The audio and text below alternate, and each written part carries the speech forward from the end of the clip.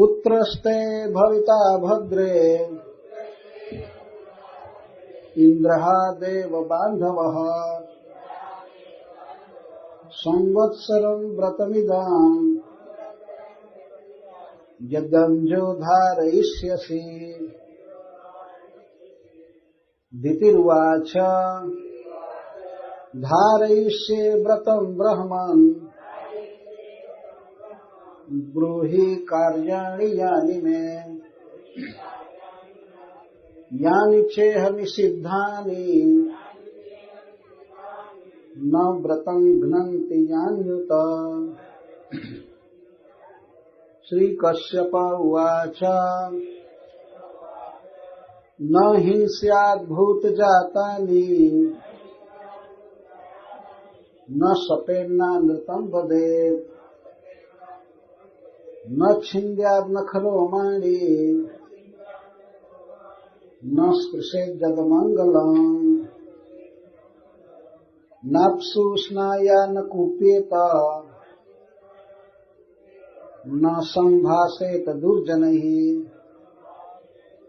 न वसीता धौतवासः।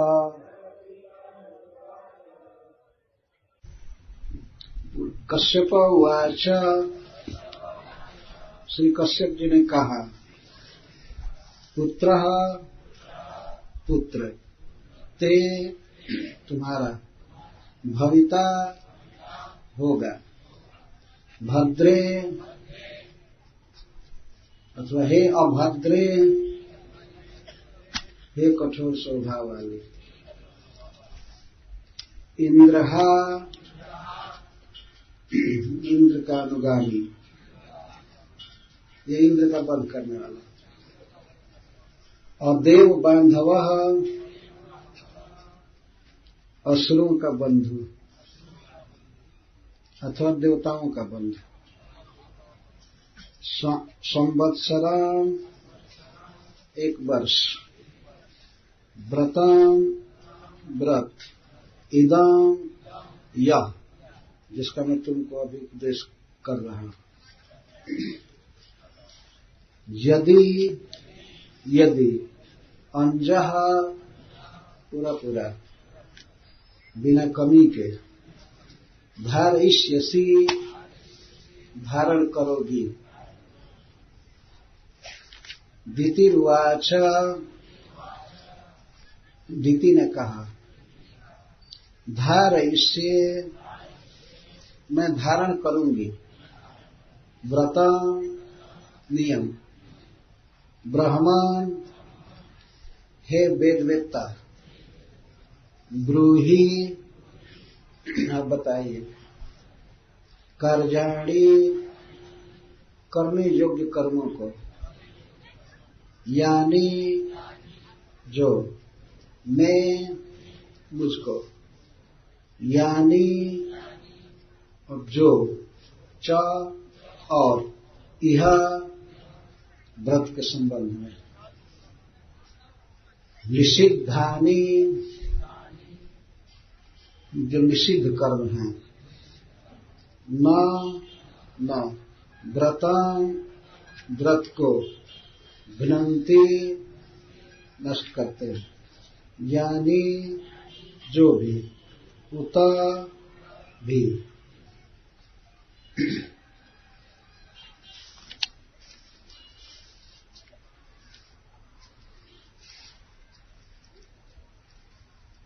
बहुत धन्यवाद आप लोगों को इतनी उत्कंठा से दूर दूर से आए हैं श्रीमद् भागवतम सुनने के लिए। तो श्रील सुखदेव गोस्वामी के चरण चिन्ह पर चलकर श्रील प्रभुपाद जी की कृपा से आप सब वैष्णवों के स्नेह से मैं प्रयास करता हूं कि भागवत को प्रस्तुत करूं, लेकिन अपनी कमी रहती है, मनुष्य में अनेक दोष रहते हैं, तो चाहते हुए भी एज इट इज प्रस्तुत नहीं कर पाता है। जैसे पानी बरसता है आकाश से, तो यदि वो निर्मल रहता है, परंतु भूमि का स्पर्श होते ही भूमि के गुण उसमें मिल जाते हैं, वो गंदा पानी हो जाता है। निर्मल पानी जैसी जमीन होती है वैसा हो जाता है। तो भागवत की कथा भी वक्ता पर निर्भर करती है। हम लोग तो इतने शुद्ध नहीं हैं, लेकिन फिर भी प्रयास करते हैं कि सुखदेव गोस्वामी के शब्दों को अविकल बिना चेंज किए कहा जाए। और कभी कभी अपने मन की भावनाएं भी उसमें सम्मिलित रहती हैं, तो कठोर शब्द निकल जाता है, कहीं कहीं कहीं अश्लील शब्दों का प्रयोग हो जाता है। इसके लिए क्षमा कीजिए। हम लोगों की यह स्थिति है। हम लोग सुखदेव गोस्वामी जैसा शुद्ध तो कर नहीं सकते, पर उनके चरण की कृपा से प्रयास कर रहे हैं। माता दीति ने अपने पति कश्यप जी से यह वर मांगा है कि मुझे पुत्र चाहिए जिसकी मृत्यु न हो और वह इंद्र का वध कर दे। मैं बिना पुत्र के हूं, मुझ पर दया कीजिए। मेरे दोनों पुत्र मारे गए हैं, अतः हमें ऐसा पुत्र दीजिए। यह सुनकर कश्यप जी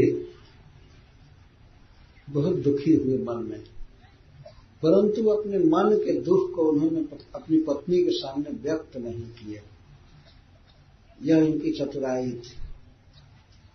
यही चाहिए वास्तव में। अगर दीति को थोड़ा भी आभास होता कि मेरी बात इसको बिल्कुल पसंद नहीं आई, तो काम बिगड़ सकता था। वो और डांटती जोर से कि तुम बदछोड़ हो, नीच हो, बात दे करके नहीं पूरा कर रहे हो। कश्यप जी अपने को धिक्कार रहे थे कि मैं वास्तव में मूर्ख हूं, अपने स्वार्थ के विषय में मैं अनभिज्ञ हूं, और अपनी पत्नी से एक शब्द भी नहीं कहे कि नहीं, तुमको ऐसा वर नहीं मांगना चाहिए। जैसे राजा दशरथ कहते थे कई से कि दूसरा वर तुमने ठीक नहीं मांगा, दूसरा इसके बदले और वर मांगो, और वर मांगो, बार बार गिड़गिड़ा रहे थे। लेकिन वो जो हठ पकड़ी से पकड़ी, उनकी बदली नहीं। कश्यप जी अपने मन के दुख को अपनी पत्नी के सामने व्यक्त किए ही नहीं। ये बहुत दुख हो रहा था मन में। अपने पुत्र को, इंद्र को मारने वाला पुत्र देने, ये बहुत कठिन बात थी। लेकिन इस विषम परिस्थिति में कश्यप जी बहुत सुंदर रास्ता निकाले। वे कहते हैं, पुत्रस्ते भविता भद्रे इंद्रहा देव बांधव। संबोधन कर रहे सबसे पहले भद्रे। पहले जो किए थे तो शुद्ध मन से किए थे, और अब जो भद्रे संबोधन कर रहे हैं वो कपट से कर रहे हैं।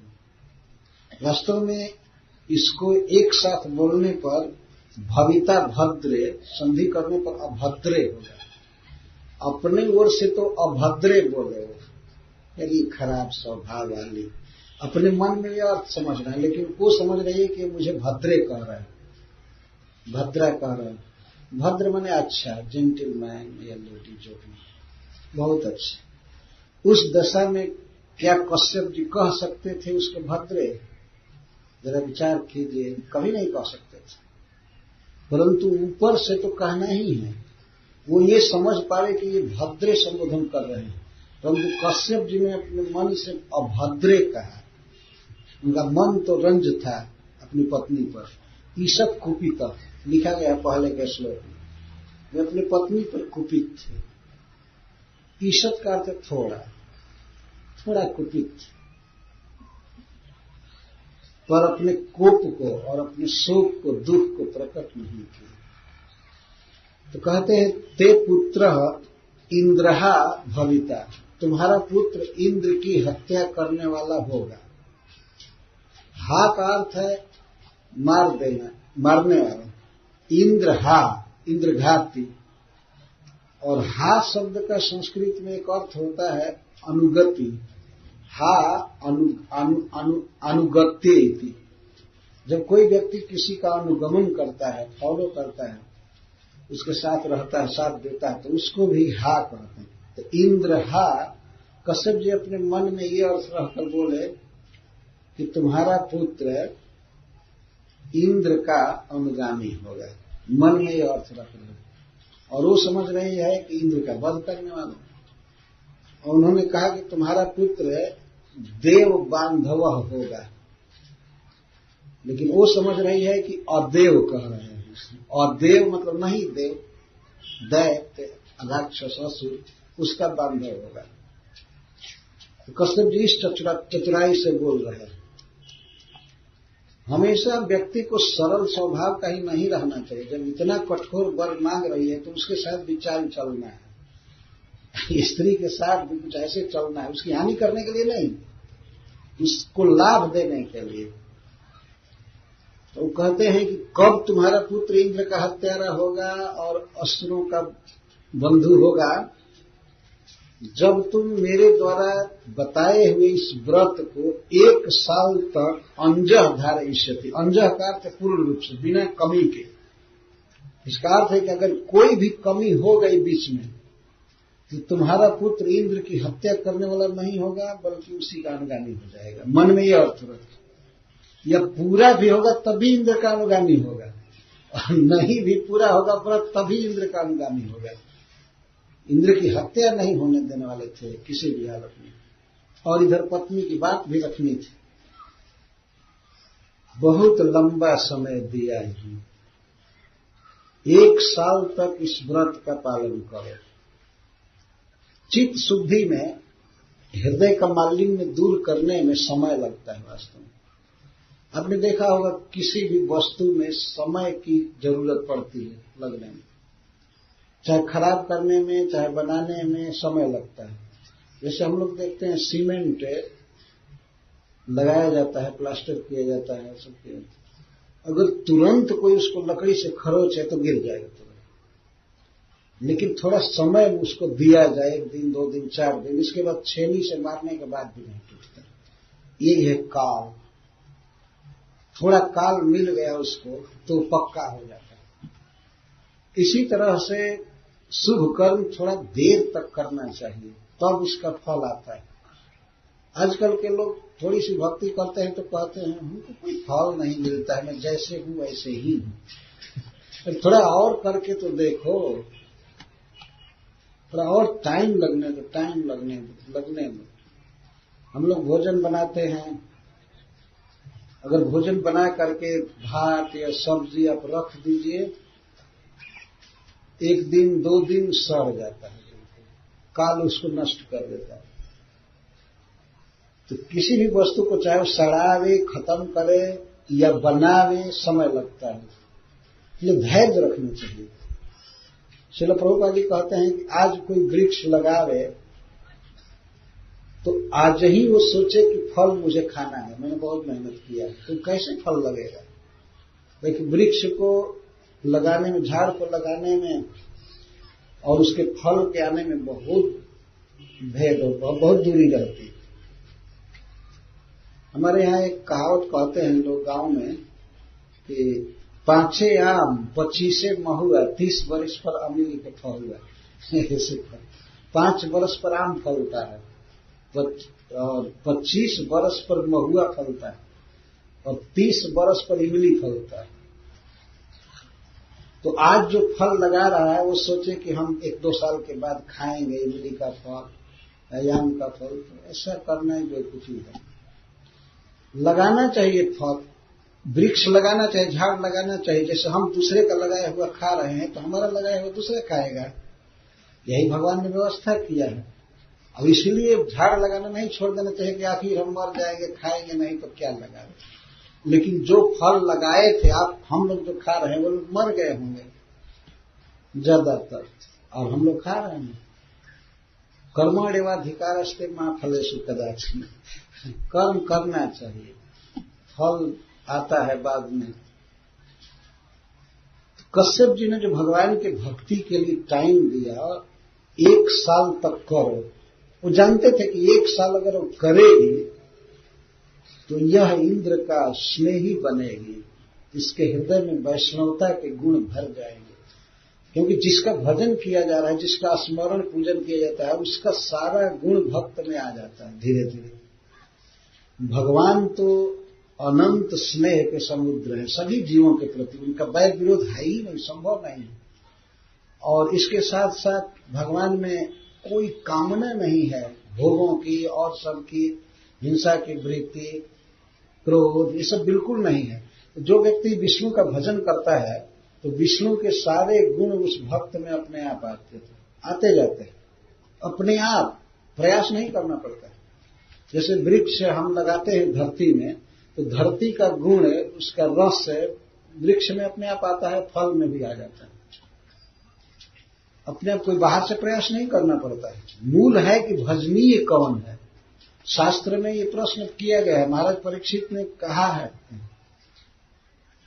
कि भजनीय कौन है। तो सुखदेव गोस्वामी कहते हैं, तस्मात् भारत सर्वात्मा भगवान ईश्वरो हरि श्रोतव्य कीर्तितव्यश्च स्मर्तव्यश्च क्षता भयम्।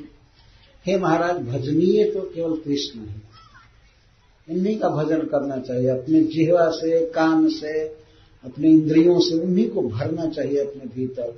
जो व्यक्ति इस तरह विष्णु से, कृष्ण से संपर्क करता है तो उसका जीवन समस्त सद्गुणों का खजाना हो जाता है, उसमें और दोष रह ही नहीं सकता है।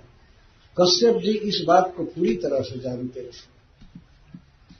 अतः इतने कठोर अभिप्राय वाली अपनी पत्नी से वो कहते हैं, ठीक है, व्रतम इदम, उन्होंने उपदेश दिया भगवान के पूजक, इदम व्रतम, इदम शब्द सिद्ध कर रहा है कि उन्होंने उपदेश कर दिया। उसके बाद कहते हैं इदम,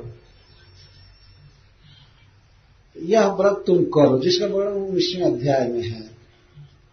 यदि इस व्रत को तुम ठीक से पालन करोगी तो तुम्हारा पुत्र इंद्र का वध करने वाला होगा और असुरों का साथी होगा। यदि ऐसा वे नहीं कहते तो व्रत करती ही नहीं। उसको उत्साहित करने के लिए इस व्रत का फल बता रहे हैं, लेकिन मन में तो दूसरा था कि देखना साल भर के बाद तुम्हारी कितनी शुद्धि हो जाती है, मन में सोच रहे थे। तो इस प्रसंग से ये सिद्ध होता है कि यदि कुछ काल तक भगवान के नाम का उच्चारण किया जाए, उसका फल आकर के ही रहता है।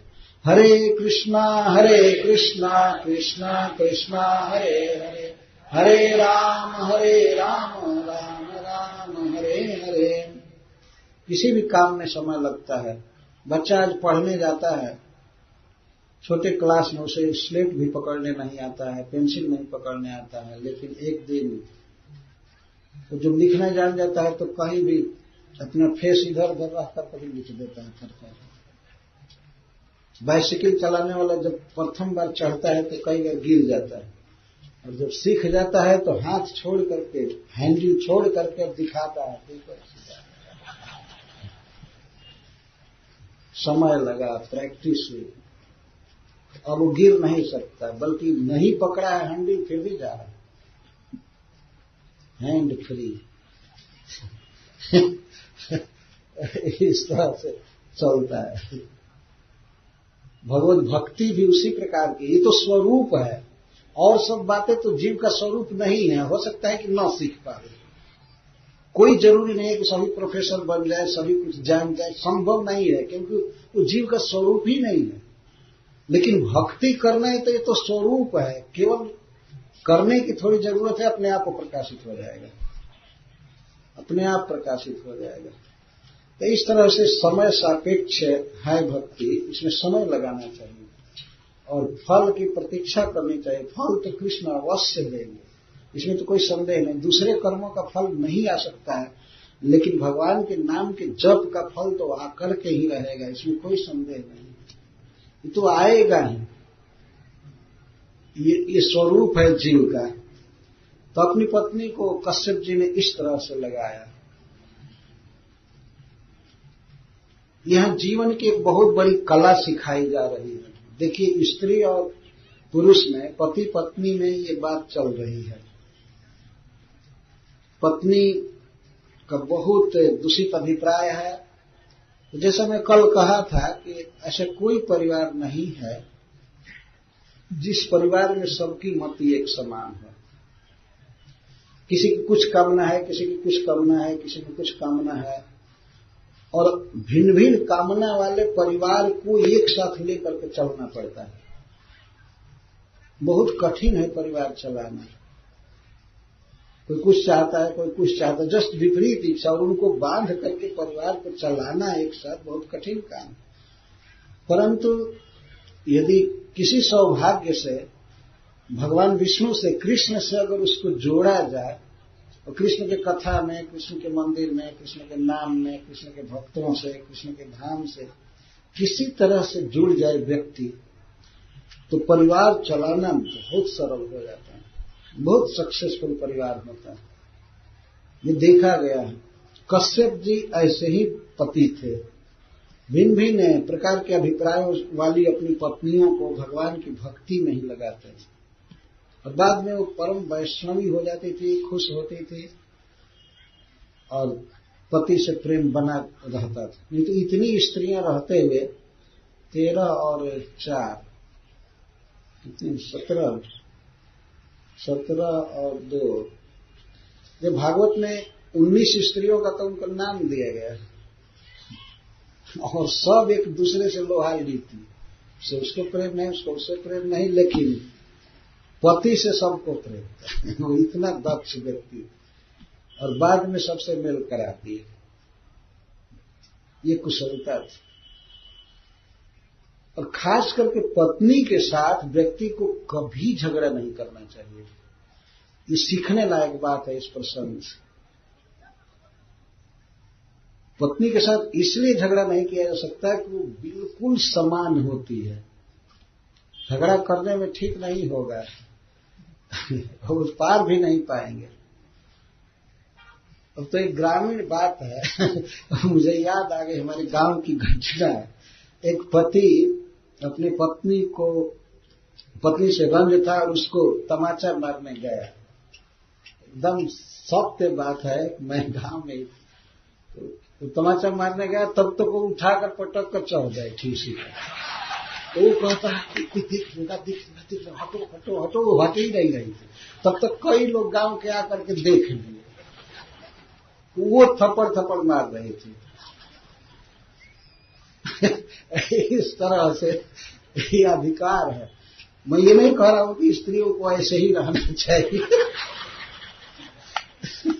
लेकिन वास्तव में प्रीति का संबंध होता है। उसको ऐसे नहीं समझना चाहिए कि मेरी दासी है और इसको मारो पीटो गाली गलौज करो, नहीं। कश्यप जी इस बात को सुनकर के कि मुझे पुत्र चाहिए, इंद्र की हत्या करने वाला, फिर भी अपनी पत्नी को एक शब्द नहीं कहे कि तुम गलत बोली, ये ठीक अभिप्राय नहीं। अच्छा ठीक है प्रिय, मैं एक उपाय बता रहा हूं। वास्तव में वर देना था तो डायरेक्ट दे देते कि ठीक है ऐसा वर दे रहा हूं, लेकिन वो शर्त रखते हैं, देखो साल भर मेरे द्वारा बताए हुए नियम का पालन करोगे ना तो तुम्हारा पुत्र इंद्र का वध करेगा। ऐसे बोल रहे हैं। मुख्य उद्देश्य उनका इंद्र का वध करवाना नहीं था, मुख्य उद्देश्य था अपनी पत्नी को वैष्णवी बनाना, जिसमें विष्णु का सारा गुण आ जाए, ये उद्देश्य था उनका। लेकिन अगर वो कहते कि तुम ठीक नहीं मांगी हो, ऐसा ठीक नहीं है, थर्ड क्लास की लेडी क्या मांग रही, वो बहुत रंज होती। स्त्रियों को प्रशंसा चाहिए, उनका स्वभाव है, खासकर पति के द्वारा।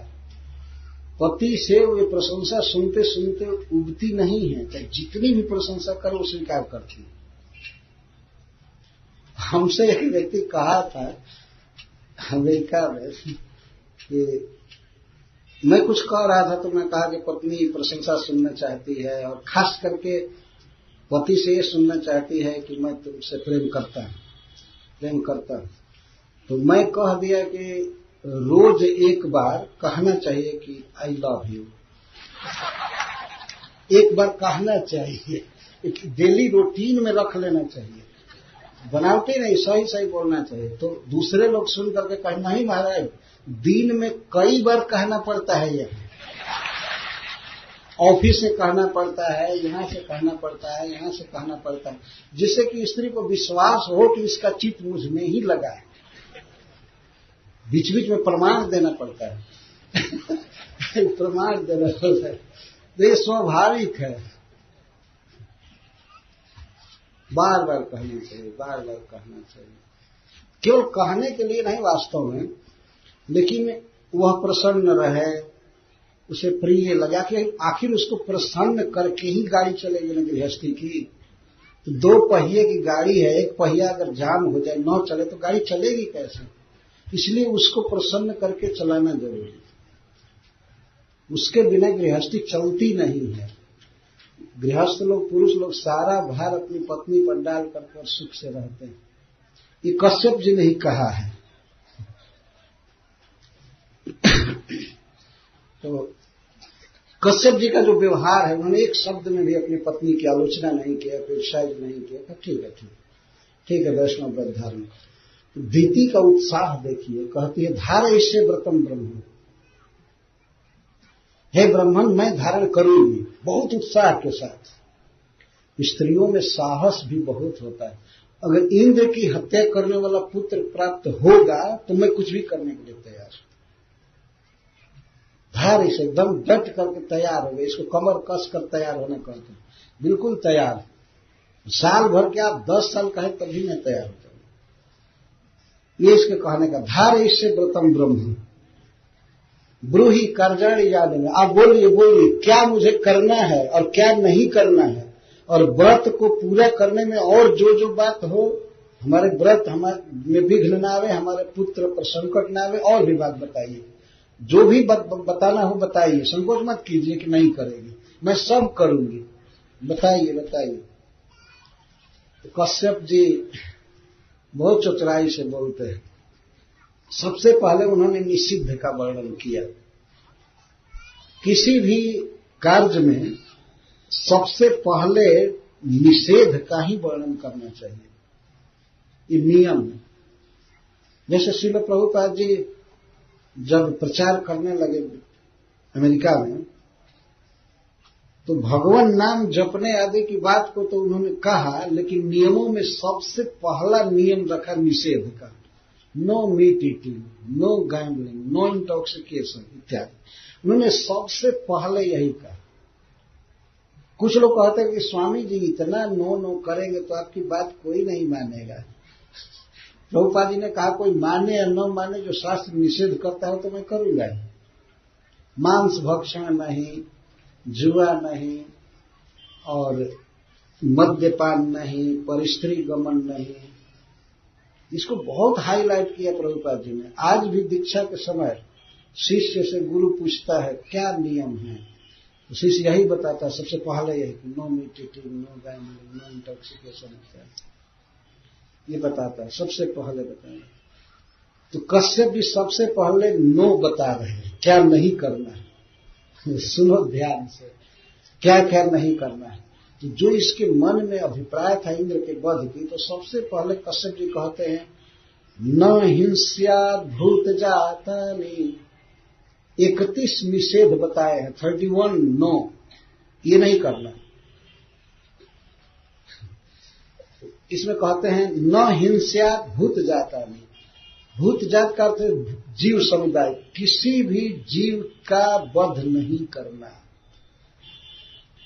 तो चींटी का भी वध नहीं करना है, तो फिर इंद्र का वध क्या करो, जिनके मन में ये था।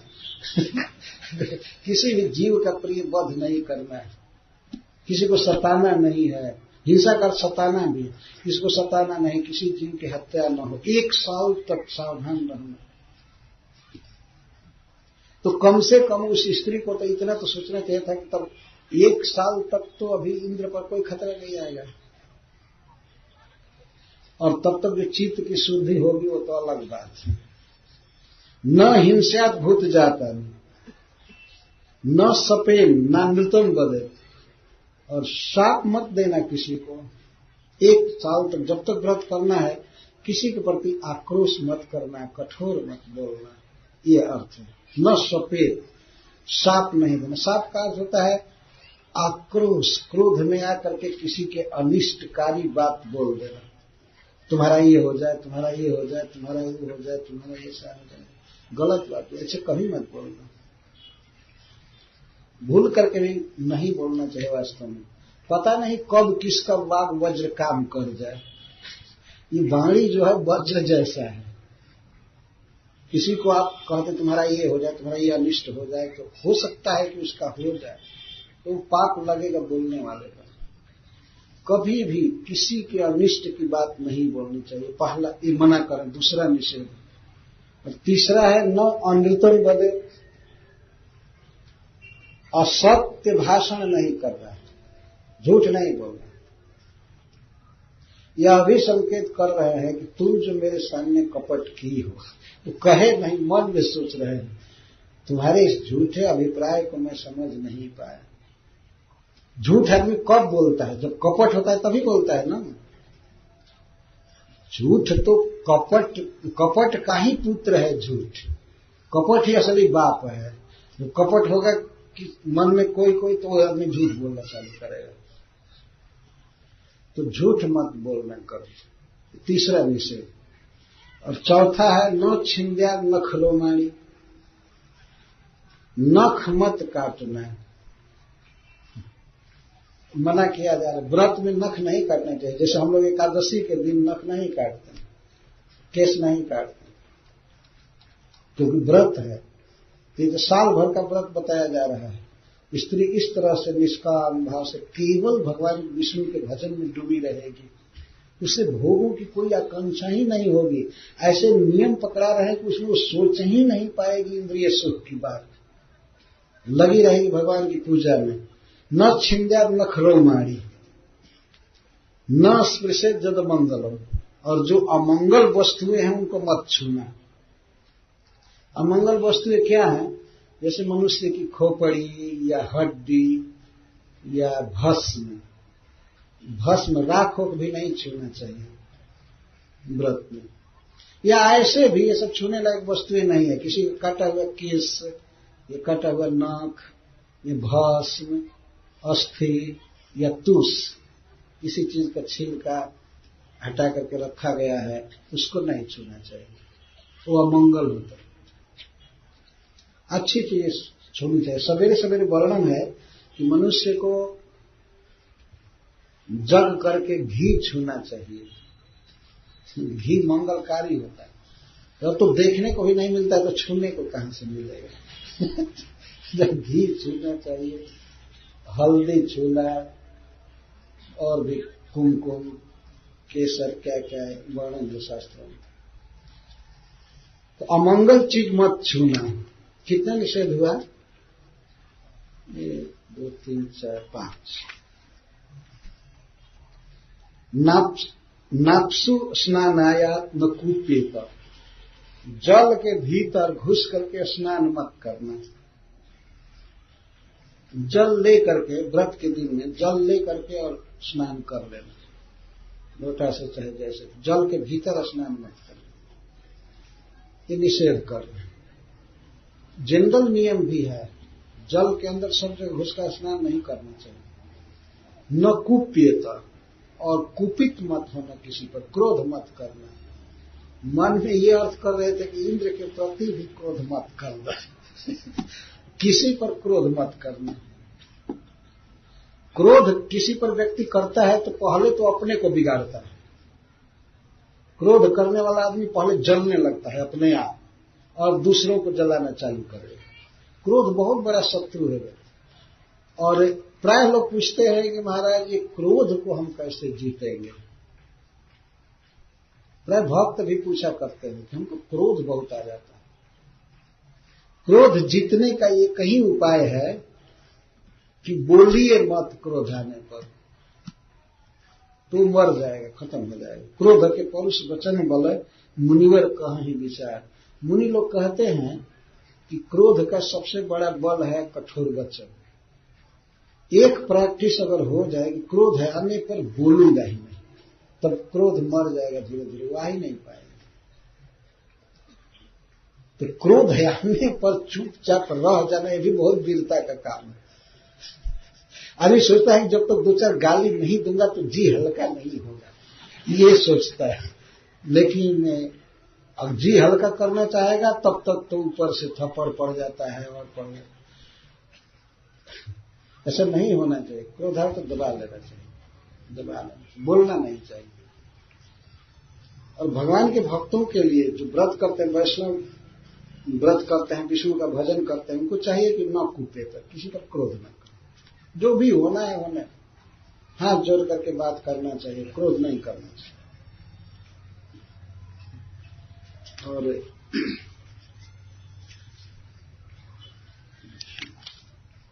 न कुपेत न संभाषित दुर्जन, दुर्जनों से बात मत करना है। कुछ संसार में ऐसे नीच लोग होते हैं, उनसे बात नहीं करना चाहिए। यह प्रश्न होगा कि दुर्जन कौन है, कैसे पहचाना कि उनका सिम्टम कि ये दुर्जन है और इससे बात नहीं करना, उसके साथ नहीं बैठना है, उसकी बात नहीं सुननी है। कहा गया है कि श्रुति स्मृति पुराण आदि श्रुति स्मृति पुराण आदि देव विप्र निंद का, ऐसे कहा गया। और मध्य मांसादि सक्ता पिसुना दुर्जना मता, जो व्यक्ति वेद शास्त्र की निंदा करते हैं, कहते हैं कि ये मनुष्य का लिखा हुआ है और ये ठीक नहीं है, ये नहीं है, वेद शास्त्र श्रुति स्मृति पुराण, और जो देवताओं की निंदा करते हैं, देवताओं को नहीं मानते हैं, ब्राह्मणों की निंदा करते हैं, और इसके साथ ही साथ जो लोग बियर पीने में आसक्त रहते हैं, वाइन पीने में, शराब पीने में, ये एक नंबर के दुर्जन हैं पाजी। तो इनके साथ कभी नहीं बैठना चाहिए और न बात करनी चाहिए, ये मना किया जा रहा है। मद्य मांसादि सक्ता, जो मद्य पीने में, बियर पीने में आसक्त है, मांस खाने में, और पिसुना चुगलखोर, दूसरे की निंदा करने वाले, उनके साथ नहीं बैठना चाहिए, क्योंकि उनके मुख से जब भी निकलेगा तो बस बुराई निकलेगी। इस तरह से चाहिए कि कोई विष्णु को प्रसन्न करना चाहता है तो ऐसे दुर्जनों का संग नहीं करना चाहिए। न संभाषित, तो उनसे बात ही नहीं करनी चाहिए, संभाषण नहीं करना चाहिए। तो दुर्जन को समझ करके, मतलब जो भगवान के भक्त नहीं हैं और मद्य मांस आदि खाने में आसक्त हैं, वेद शास्त्र की निंदा करते हैं, दूसरे की शिकायत करने में ही जिनको आनंद आता है, चुगलखोर, ऐसे लोगों के साथ बात नहीं करनी चाहिए। न संभाषित दुर्जन, न वसीता धौतवास, और कभी भी बिना धोया हुआ गंदा वस्त्र धारण नहीं करना चाहिए, साफ वस्त्र धारण करना चाहिए, भले जल से ही धोया। सृजन च विधृताम क्वचित, और फूल की कोई माला व्यक्ति स्वयं पहन करके रख दिया है या दूसरा कोई पहन कर रखा है तो उस माला को कभी नहीं पहनना चाहिए।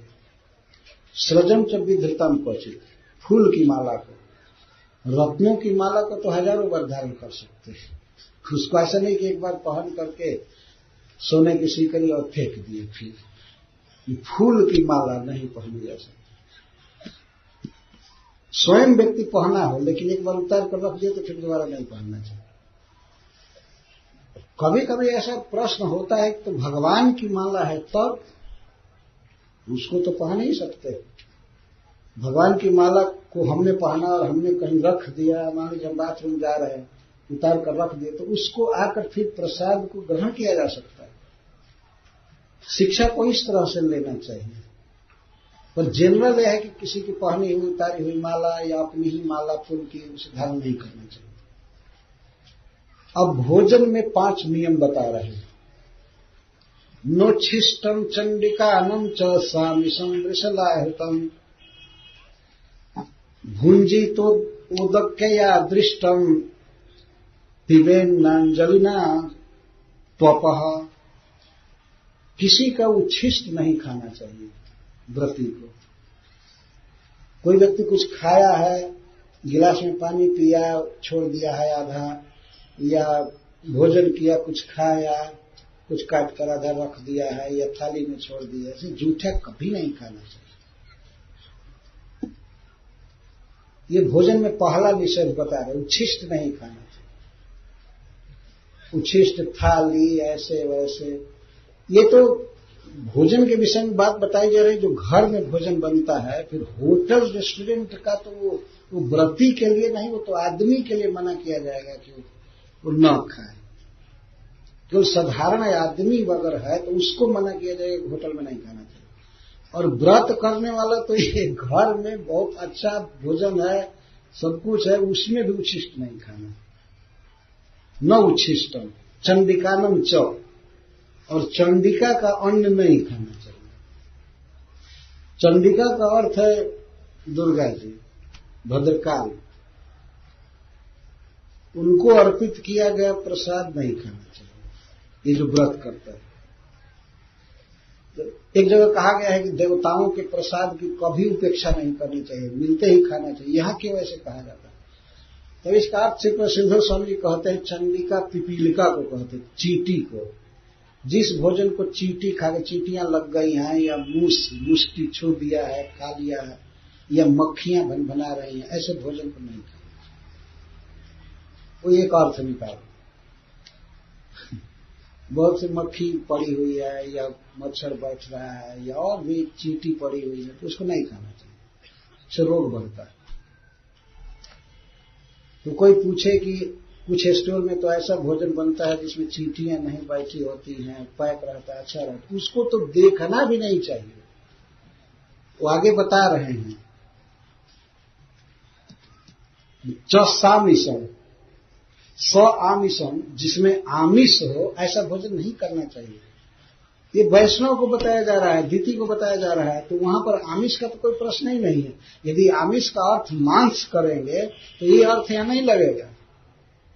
मांस निषेध तो केवल सामान्य नागरिक के लिए किया जाता है, वैष्णवों के लिए यहां आमिष का दूसरा अर्थ है। कहा गया है कि गाय, भैंस और बकरी के दूध के अलावा और दूध आमिष कहा गया। इसका मतलब कि गाय, बकरी और भैंस के दूध के अलावा और दूध नहीं पीना चाहिए। अगर और दूध आदमी पीता है तो मांस खा रहा है, ये अर्थ है। कन्या वित्तम आमिषम स्मृतम, अपनी पुत्री का जो धन होता है जिसको पिता नहीं खुद दिया है, वो भी मांस के समान होता है, उसे नहीं खाना चाहिए। पिता को चाहिए कि वो हमेशा दे ही बेटी को, दे दे दे।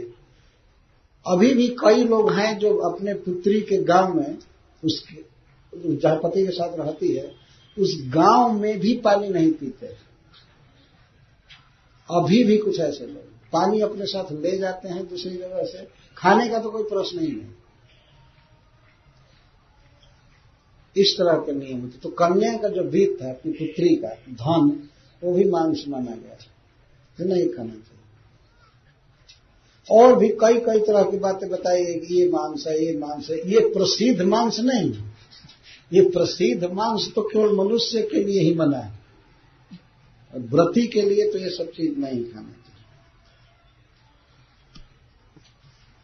भुंजित ओदग्गे वृषला हृतम, वृषम धर्मम लुनाती इति वृषल, और धर्म का खंडन करे, जो धार्मिक न हो, पापी हो, ऐसे व्यक्ति का लाया हुआ, छुआ हुआ भोजन नहीं करना चाहिए।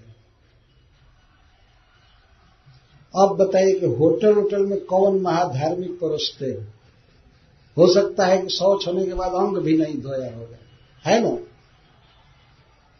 बीड़ी सिगरेट पियो, ये करो वो करो, न नहाना न धोना, कुछ नहीं, ऐसे ही लोग ला करके परोसते हैं। और विमान उमान में क्या होता है, उसी हाथ से नन भेज परोस रही है विमान परिचारिका, और उसी हाथ से फिर पूछती है आप फल देंगे, आप शाकाहारी भोजन करेंगे, उसी हाथ से बिना धोए से छू करके लाने देना। ऐसा भोजन करने वाला आदमी कैसे उन्नत विचार का हो सकता है? पाप में प्रवृत्ति तो जाएगी। वृषला हृतम, वृषल के द्वारा, शूद्र के द्वारा लाया हुआ भोजन, अर्थात धर्म का जो खंडन करता है, धर्म के नियमों का पालन नहीं करता है, उसका लाया हुआ भोजन नहीं करना चाहिए। उदक्कया दृष्टम, रजस्वला के द्वारा देखे हुए भोजन को नहीं खाना चाहिए। कश्यप जी मना कर रहे हैं। जब स्त्री रजस्वला रहती है, 4 दिन मासिक धर्म रहता है उसका, तो उस समय उसे अशुद्ध माना गया। वो अपने पति के लिए भी भोजन नहीं बना सकती है, किसी के लिए नहीं। उसके आंख से देखा हुआ भोजन ही अशुद्ध माना गया। यहां कहा जा रहा है उदक्या रजस्वला को कहते हैं। उदक्या दृष्ट, रजस्वला के द्वारा देखा हुआ भोजन नहीं खाना चाहिए, न भुंजित। और पिबेदनांजलिना त्वप, और अंजलि से पानी नहीं पीना चाहिए। कितना निषेध हुआ? भोजन में 4 निषेध हुआ, और पानी पीना एक 6, और उधर 10 हुआ है। कितना हुआ? नोच्छिष्टा अस्पृष्ट सलिला संध्या या मुक्त मूर्धजा अनर्चिता असंयतवाक नासंविता बहिश्चर्य। और जब व्रत करने वाली स्त्री, ये कोई भी सामान्य स्त्री जब बाहर निकले घर से, तो उसके लिए 7 नियम बताया जा रहा है। घर से निकलना चाहिए इन 7 नियमों के साथ। न उच्छिष्टा, कोई चीज खा करके और बिना मुंह धोए उच्छिष्ट लगा है हाथ में, ओठ में भी, दांत में भी, और चल गए, ऐसा नहीं होना चाहिए। उच्छिष्ट हालत में स्त्री को घर से बाहर नहीं निकलना चाहिए।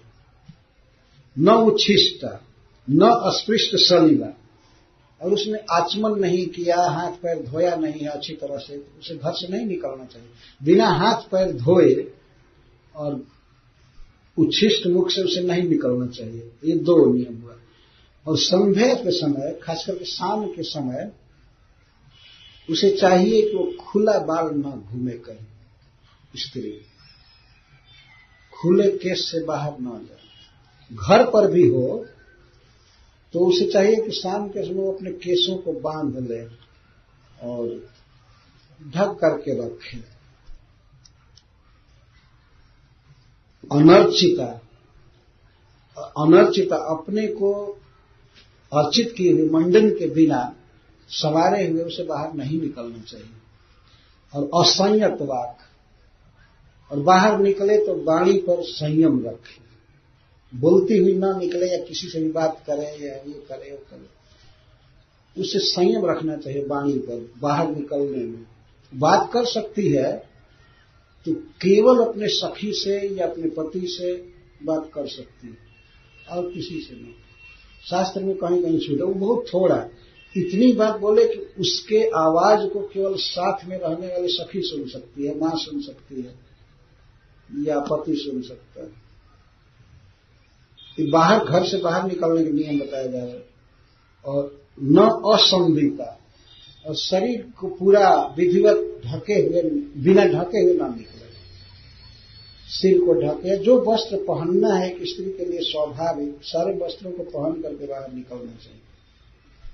घर से निकलने के भी नियम है। ऐसा नहीं कि जैसे तैसे बस मोटरसाइकिल उठाया चल दिया, ऐसे नहीं घूमना चाहिए। ऐसे पर तो केवल नाश ही होता है वास्तव में। एक दिन एक साधु बता रहे थे, सुनने में अजीब बात लगी, ये बॉय फ्रेंड का क्या अर्थ होता है। तो वो कह रहे थे कि वो बॉय, वो लड़का लड़की को फ्राइड कर देगा। इसे संस्कृत में भी वास्तव में यही अर्थ किया गया है। संस्कृत में उसको जार कहते हैं, जारयति इति जार। अगर अपना पति नहीं है या पति बनने वाला नहीं है तो वो लड़का उस लड़की के जीवन को नारकी बना करके रहेगा, नारकी। और एक दिन उसे इतना पछताना पड़ता है कि उसकी कोई सीमा नहीं रहती। तो फ्रेंड में 1-2 अक्षर निकालने पर फ्राइड हो जाता है। फ्राइड का अर्थ है बिल्कुल भूंज देना या तेल में खौला देना, जैसे पकौड़ा को खौलाया जाता है, ये हालत करता है उस लड़की का। और लड़कियां बेचारी बेवकूफ इसको समझती नहीं, अथवा वह उस लड़के को ही फ्राइड कर देती है। दोनों तरह से ये फ्रेंड बने हुए। ये बाहरी शब्द अमेरिका का, इंग्लैंड का, पश्चात देश का, आज ये कॉमन हो गया। हम लोग कुछ वर्ष पहले केवल शब्द सुनते थे, आज दृश्य देख रहे हैं। और इसीलिए न शरीर में कोई दम है न कुछ है, बियर पी रहे हैं, मांस खा रहे हैं, घूम रहे हैं, माता पिता का कोई भय नहीं। वो करे क्या? मतलब ये टीवी की देन है। ऐसी शिक्षा दी जा रही है, दिखाया जा रहा है। राक्षस सब अपने व्यापार के लिए, पैसा कमाने के लिए लोग देश का, दुनिया का नाश कर रहे हैं। इनको क्या गम है कि ये नवजुवक युवती इस तरह से नष्ट हो रहे हैं। नए भगवान को समझेंगे, न जीवन में कोई सुख रहेगा, अंत में अकेले होकर के रहना पड़ता है। और फिर वो लड़की दूसरे को फ्राइड करेगी, लड़का फिर दूसरे को फ्राइड करेगा, यही चलता रहता, फ्रेंड बनेंगे। वो महात्मा ठीक कर रहे थे कि ये फ्रेंड नहीं, फ्राइड करने वाले लोग भूंजेंगे, जलाएंगे, खौलाएंगे, कोई सुख नहीं होगा। 2-4 वर्ष जवानी के बस बीत जाएगा, इसके बाद कोई नहीं पूछेगा। देखा जाएगा संसार में, देखा जा रहा, दर दर भटकती हैं स्त्रियां जो पति के आश्रय में नहीं है, उनकी क्या हालत लास्ट में होती है, बहुत दयनीय दशा है। और पति के साथ है तो सुख दुख में, गरीबी में भी वो ठीक है, स्त्री वो ठीक है, देखा जाता है। तो यहां पर जो घर से निकलने के नियम हैं, ये स्त्रियों को सीखना चाहिए। कभी भी बात करते हुए ना निकले, केस को बांध करके सवार करके निकले, शरीर को यथोचित ढंग से ढक करके निकले, खुला ना निकले, जहां तहां घूमे ही ना।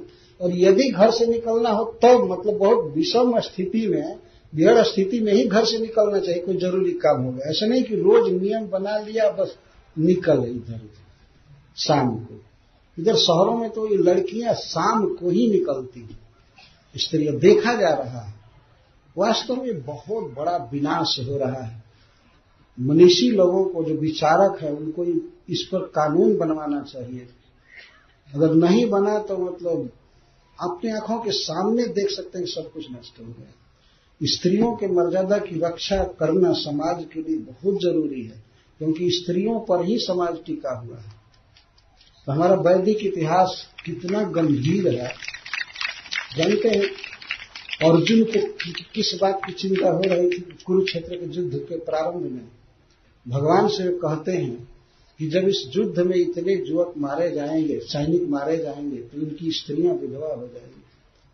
सबसे ज्यादा शोक उनको इसी बात पर हो रहा है, स्त्रियां विधवा हो जाएंगी, इनका रक्षक कोई नहीं रहेगा, और फिर इनका भोग बुरे लोग करेंगे, और उनके गर्भ से जब बलशंकर पैदा होंगे तो पहले के पितर भी नरक में गिर जाएंगे, और आगे वाले जो गिरेंगे वो तो बलशंकर होंगे।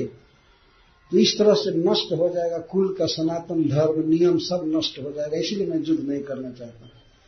परंतु युद्ध तो हुआ और स्त्रियां विधवा भी हुई, लेकिन उसमें अधिकांश सती हो गई, और जो बची थी अपने पुत्रों के लिए, अपने स्वजनों के लिए, महाराज युधिष्ठिर का इतना सुंदर शासन था, एक व्यक्ति भी व्यभिचारी नहीं था, एक व्यक्ति भी नहीं, और सभी स्त्रियां भगवान की भक्ति से परिपूर्ण थी। ये उदाहरण भागवत में दिया गया है, जैसे कुंती महारानी। कुंती महारानी जैसा तो कोई भक्त ही नहीं है कृष्ण में जितना आसक्त थी, वो भी बेचारी एक विधवा थी। इतना सुंदर शासन था कि कोई साहस ही नहीं कर सकता था, मन में भी नहीं आता था किसी के दुर्विचार। इस शासन में इतनी शक्ति होती है। और धर्मराज शासक थे भगवान कृष्ण की अध्यक्षता में, रामराज और कृष्ण राज। तो कृष्ण राज मतलब युधिष्ठिर के राज्य को ही कृष्ण राज्य कहा जाता है। तो इस तरह से अगर शासन अच्छा हो तो नियम बना करके स्त्रियों को सुरक्षित रखा जा सकता है, और इसी से पुरुषों का निर्माण होता है। जितने पुरुष जन्म लिए सब स्त्री से ही लिए हैं, वही आधार है वास्तव में उस जीवन का। इसीलिए मर्यादा बहुत जरूरी है। यहाँ जो नियम बताया जा रहा है, यह नहीं समझना चाहिए कि केवल व्रत करने वाले के लिए नियम बनाया जा रहा है। ये दैनिक नियम बताया जा रहा है स्त्री के लिए। उसे ऐसे घर से निकलना चाहिए, ऐसे रहना चाहिए, ऐसे रहना चाहिए, ऐसे रहना चाहिए। उसमें तेज होता है, पतिव्रता स्त्री का तेज बहुत बड़ा माना गया है। तो इस तरह के नियम है घर से बाहर निकलने के। और सोने के 8 नियम हैं।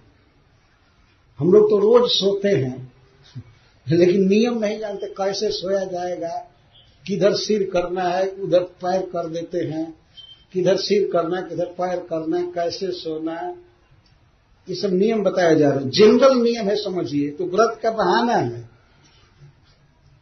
वो बताते हैं।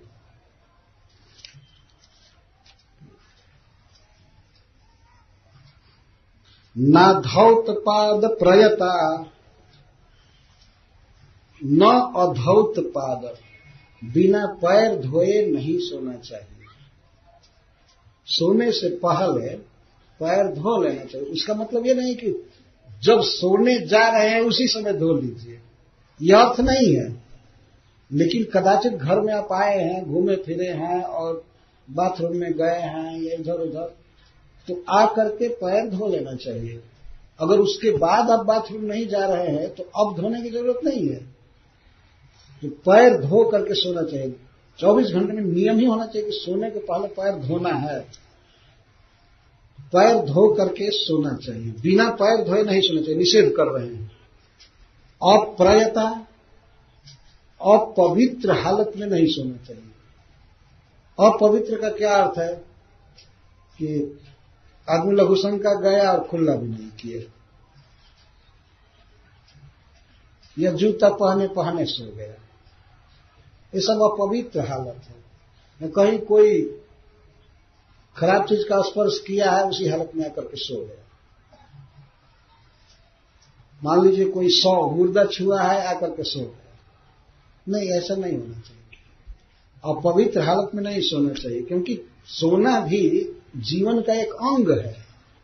कई घंटा आदमी सोने में बिता देता है, तो सोना भी एक कला है, वो भी एक भक्ति है। कैसे सोए, क्या मन में सोचे, शरीर की क्या हालत हो। तो पवित्र हालत, अपवित्र हालत में नहीं सोना चाहिए। नाद्र पाद, और गीले पैर से नहीं सोना चाहिए। आदमी पैर धोया है तो धोने के बाद चाहिए कि उसे गमछा से, तौलिए से पोंछ ले पैर को, और पोंछ करके तब सोए, सुखा करके। गीले पैर न सोए। उदक सिरा न सहित, ये सहित क्रिया सब में लगेगी। उदक सिरा, उदक का अर्थ है उत्तर दिशा। उत्तर दिशा में सिर करके नहीं सोना चाहिए। इस सोने का नियम बताया। आजकल के लोग तो देखते ही नहीं किधर उत्तर है किधर दक्षिण है, क्या है, कैसे हो, गाय भैंस जैसा सो जाते हैं, तो कुछ भी विचार नहीं। विचार करना चाहिए सिर किधर रखना है, जो नियम बनाया गया है, प्रकृति के नियम है ये। उत्तर दिशा में सिर करने से मृत्यु जल्दी होती है, और पश्चिम में सिर करने से रोग बढ़ते हैं, ये शास्त्र बताता है। कुछ न कुछ कारण है इसके पीछे, वैज्ञानिक कारण। मेरे कहने का आशय ये है, वैज्ञानिक कारण, कोई मेडिकल कारण है। इसीलिए धर्म इसे मना कर रहा है। उत्तर में सिर करके नहीं सोना चाहिए। ना पराम, पश्चिम में सिर करके नहीं सोना चाहिए। तो 2 दिशाएं बची, पूरब और दक्षिण। कहा गया है कि पूरब की तरफ सिर करके सोना चाहिए या दक्षिण की तरफ। और नान्य ही, दूसरे के साथ नहीं सोना चाहिए एक बेड पर। दूसरे के साथ मतलब यहां यह नहीं कहा जा रहा है कि दूसरे पुरुष के साथ न सोए या सोए। पुरुष के साथ सोने का तो कोई यहाँ तो शिक्षा थोड़े है। वो तो एकदम समझ लेना चाहिए, वो तो कखा रहा है। दूसरे पुरुष के साथ सोने के लिए नहीं ये बात कही जा रही, वो तो बात कही नहीं जाएगी। किसी और स्त्री के साथ नहीं सोना चाहिए उसको, उसी स्त्री को। कहने का आशय ये है। एक बेड पर ऐसा नहीं कि बेटी भी सोई है या अपनी सखी सोई है या कोई सोई, नहीं, अकेले सोना चाहिए। ये नियम है जो आप नियम पालन कर रहे हैं। और दैनिक जीवन सीखना चाहिए वास्तव में कि सोना है किसी स्त्री को तो अकेले ही सोना चाहिए। कभी कभी बहुत कम अवसर पर पति साथ में सो सकते हैं, बाकी कोई नहीं। ऐसे नहीं सोना चाहिए साथ में। सामान्य नियम की बात मैं कह रहा हूं, ये तो सदाचारी, ये व्रति के नियम बताए जा रहे हैं। कभी भी स्त्री को और स्त्री के साथ नहीं सोना चाहिए। सोए स्त्री लेकिन वो अपने दूसरे बेड पर रहे, दूर रहे, ये रहे वो रहे। और न नग्न, और कभी नग्न न सोए।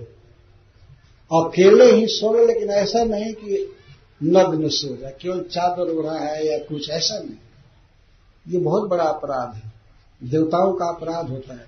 देवता इंद्रियों पर रहते हैं, दिशाओं के अभिमानी देवता रहते हैं, उनके सामने नग्न नहीं होना चाहिए। यहां तक कि अपने सामने भी नग्न नहीं होना चाहिए, क्योंकि हमारी आंख पर सूर्य का निवास है।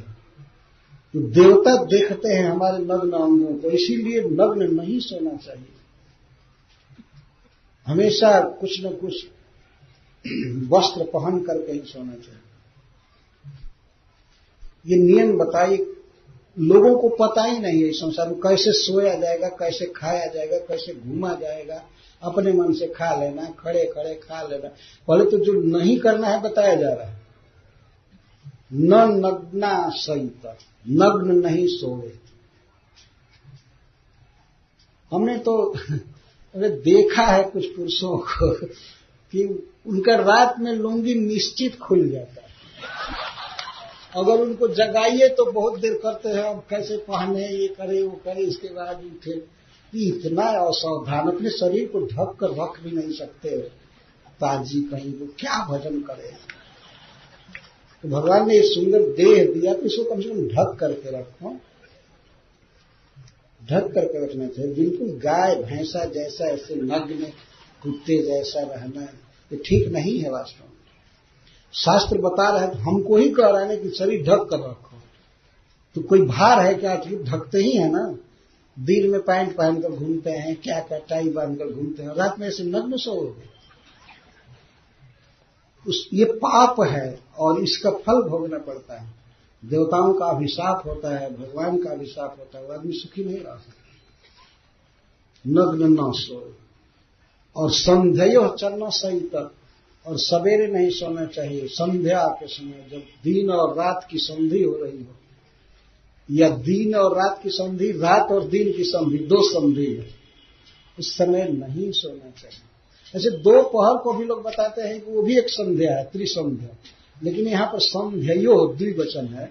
सवेरे और शाम नहीं सोना चाहिए, जब सूर्य डूब रहा हो और सूर्य उग रहा है। सूर्य के उगने से पहले जरूर जग जाना चाहिए। देखिए आजकल के लोगों के लिए शिक्षा, कुछ लोग तो ये जानते हैं कि हम कभी भी उठे, इसमें शास्त्र क्या करेगा। हम सोएंगे, हम 2 बजे तक टीवी देखेंगे और 10 बजे तक सोएंगे, शास्त्र क्या दखल करेगा हमारे जीवन? शास्त्र तो दखल नहीं करेगा, लेकिन जमराज जी वह दखल करेंगे कि फिर पता लग जाएगा। केवल इस सोने की गड़बड़ी के चलते बहुत पिटाई करेंगे, बहुत धुनाई होती है। और जमराज के दूतों को ट्रेनिंग रहती है कि अगर कोई हाय हाय किया, क्षमा मांगा, तो उसको और मार। वास्तव में ट्रेनिंग होती है, उनको गाली देने की ट्रेनिंग होती है। जैसे यहाँ के पुलिस को ट्रेनिंग दी जाती है चोरों को मारने की, गाली देने की, तो जमराज के दूतों को तो कोटि गुना ज्यादा ट्रेनिंग होती है। बहुत पीटते हैं। अगर कोई कहे कि बहुत घाव लग रहा है तो कहते साले, उसमें कपड़ा नहीं था, कपड़ा नहीं था। और इतना वेद से पीटते हैं, तलवार से मारते हैं कि अपना पाप याद आता है। हाय रे भगवान, मैं उस दिन क्यों नहीं पहना वस्त्र, क्यों ऐसे नग्न घूम रही थी, क्यों ऐसे किया। स्त्रियों को वस्त्र बहुत लंबा पहनना चाहिए और सूट सलवार भी पहनना है। ऐसा नहीं केवल कमर तक पहन करके अपने नग्न दिखाओ समाज में। इस तरह के ये कितना बड़ा पतन है। वास्तव में समाज में कोई शिक्षा ही नहीं है। तो ये भागवत सिखा रहा है, पति बता रहा है अपनी पत्नी से कि ऐसे रहना चाहिए। अब ये तो नियम हो चुके हैं निषेध के, अब विधि के नियम बता रहे हैं रानी। धौतवासा सुचिर नित्यम, धौतवासा धोया हुआ वस्त्र पहनना चाहिए। कौन धोएगा? जो पहन रहा है उसी को धोने के लिए कहा जाता है। ये नहीं कि हमेशा बस लॉन्ड्री में दे, बिना मतलब के खर्च हो जाए। धोवे अपना वस्त्र। तो आजकल तो लोग कोई कोई ऐसे वस्त्र पहनते हैं कि सूखने में ही 1 सप्ताह लग जाए। तो उनको बाध्य हो करके अब पैसा देना ही पड़ता है। और पैसा नहीं मिलता है, बियर पीना है, मांस खाना है, पैसा नहीं मिलता है तो गलत काम करते हैं। यहां से पैसा न्याय से अन्याय से जैसे तैसे आना चाहिए। तो इस तरह पैसा कमाने में ही जीवन खत्म हो जाता है। भगवान का स्मरण कहां से होगा? इस तरह का जीवन बिताता है व्यक्ति। धौतवासा, कपड़ा साफ पहनना चाहिए, धोया हुआ। शुचि, और पवित्र रहना चाहिए। सूची में पहली सूचिता है स्नान करना, नित्य, प्रतिदिन स्नान करना, नियम से ही स्नान करना चाहिए, प्रतिदिन नित्य। स्नान एक बहुत बड़ा गुण है और बहुत बड़ा लाभ होता है इससे। महाभारत में लिखा गया कि स्नान करने से कई रोग अपने आप दूर हो जाते हैं। यदि आदमी 3 बार स्नान करे तो उससे बहुत कम रोग होंगे। पाचन ठीक रहेगा, पेट ठीक रहेगा, त्वक ठीक रहेगा, कई लाभ हैं। इसीलिए साधु महात्मा लोग 3 बार स्नान करते हैं, त्रिसंध्यम। और लोग मान लीजिए अगर 3 बार नहीं नहाए, 2 बार नहीं नहाए, तो 1 बार तो मनुष्य को नहाना ही चाहिए। ऐसा नहीं गाय भैंस जैसा उनको जबरदस्ती कोई ले जाए साल में 1 बार। हम लोग के यहाँ मकर संक्रांति के दिन गायों को खींच खींच कर स्नान कराया जाता है। वो करना नहीं चाहते, नदी में जाना नहीं चाहते, जबरदस्ती पगहा में पकड़ करके खींच करके और उनको स्नान कराया जाता है। तो इस तरह के कुछ लोग तो बस जुमा के जुमा 7 दिन के बाद ही नहाए, नहाना जानते ही नहीं। 7 दिन में 1 दिन नहा लिए वही काफी हो गया, बहुत स्नान किया। एक बार मैं अमेरिका के जैक्सनविल एयरपोर्ट पर बैठा था, तो मैं हरे कृष्ण महामंत्र का जप कर रहा था। एक व्यक्ति हमारे पास आया, अंग्रेज, तो पूछता है,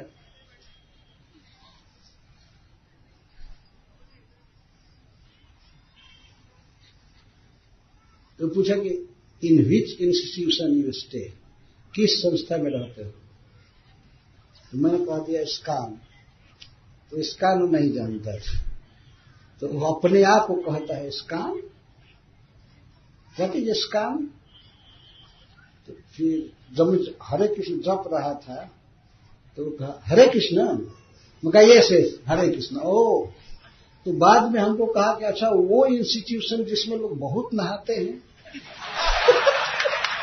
तो उन्होंने कहा हाँ, वो इंस्टीट्यूशन जिसमें बहुत नहाए जाते।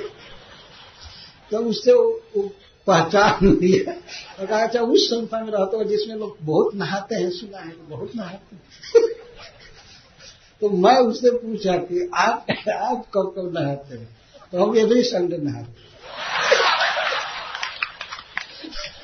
एवरी संडे नहाते हैं और बाकी दिन सेंट पेंट लगाकर घूमते रहते हैं। यही चलता है।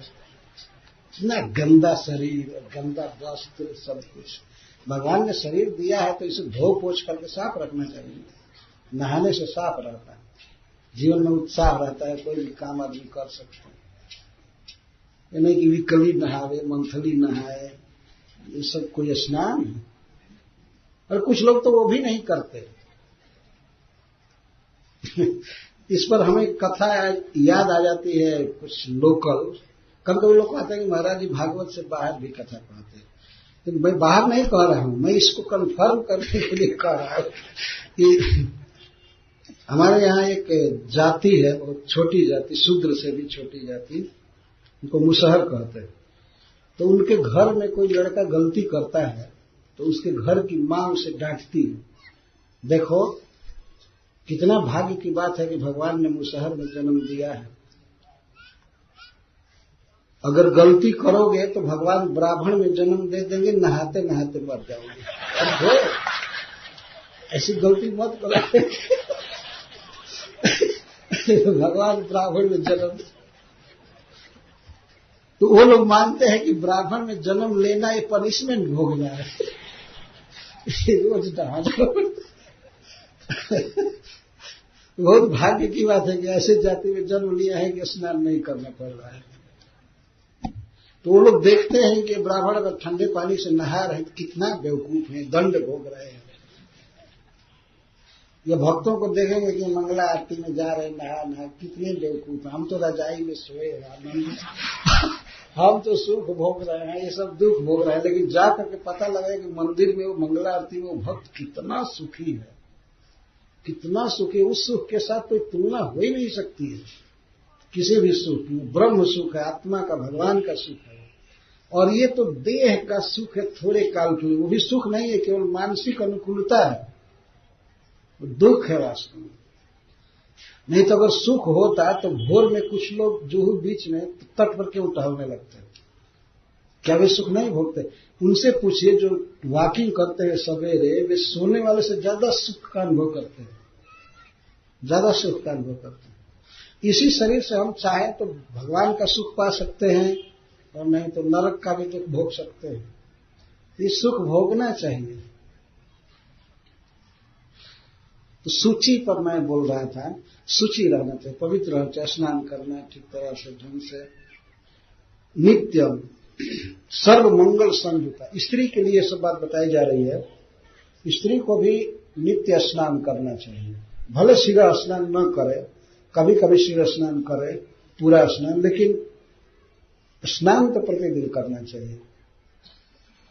एक श्लोक में कहा गया है कि जो स्त्री रोज नहाती है, अपना श्रृंगार करके रहती है और जो पाक बहुत अच्छा जानती है, भोजन बनाना, जिसके हाथ में कला है भोजन बनाने की, और जो घर द्वार को साफ रखती है, सा रमा न रमा रमा। वो श्लोक में कहा गया है कि वही असली लक्ष्मी है, लक्ष्मी जी लक्ष्मी नहीं है। जो इस तरह से साफ सुथरा रहे, पति से प्रेम करे, तो वो रमा है असली। वो जो वैकुंठ में रमा है वो असली रमा नहीं है। कहा सही है, मतलब उस रमा को कौन देखता है? लेकिन अगर प्रत्यक्ष लक्ष्मी देखना हो तो पति के प्रेम से भरी हुई, स्नान करने वाली, भगवान का भजन करने वाली स्त्री, साफ सुथरा घर को सजा करके रहने वाली और भोजन में दक्ष, भोजन बनाने में दक्ष है, तो वो असली लक्ष्मी है। और घर की बहुत बड़ी शोभा है, ये बात बताई गई। तो यहाँ सर्व मंगल संयुता, सभी मंगल से युक्त रहे। स्त्री के लिए सबसे बड़ा मंगल क्या है? मांग में सिंदूर धारण करना सबसे पहला और बड़ा मंगल है। मंगल का चिन्ह होना चाहिए। यदि वो सधवा स्त्री है, सौभाग्यवती, तो उसे ये मंगल का चिन्ह धारण करना चाहिए। जो हरिद्रा, हल्दी और कुमकुम ये सब धारण करना, और कुछ खास गहने हैं जो शरीर पर उसे धारण करना चाहिए। सारे गहने सब समय नहीं धारण करना चाहिए, लेकिन कुछ गहने हैं जो उसे पहनना चाहिए। इसको कहते हैं सर्व मंगल संयुता। और पूजित प्रात रासत प्राग गो विप्रा श्रीयम अच्युता।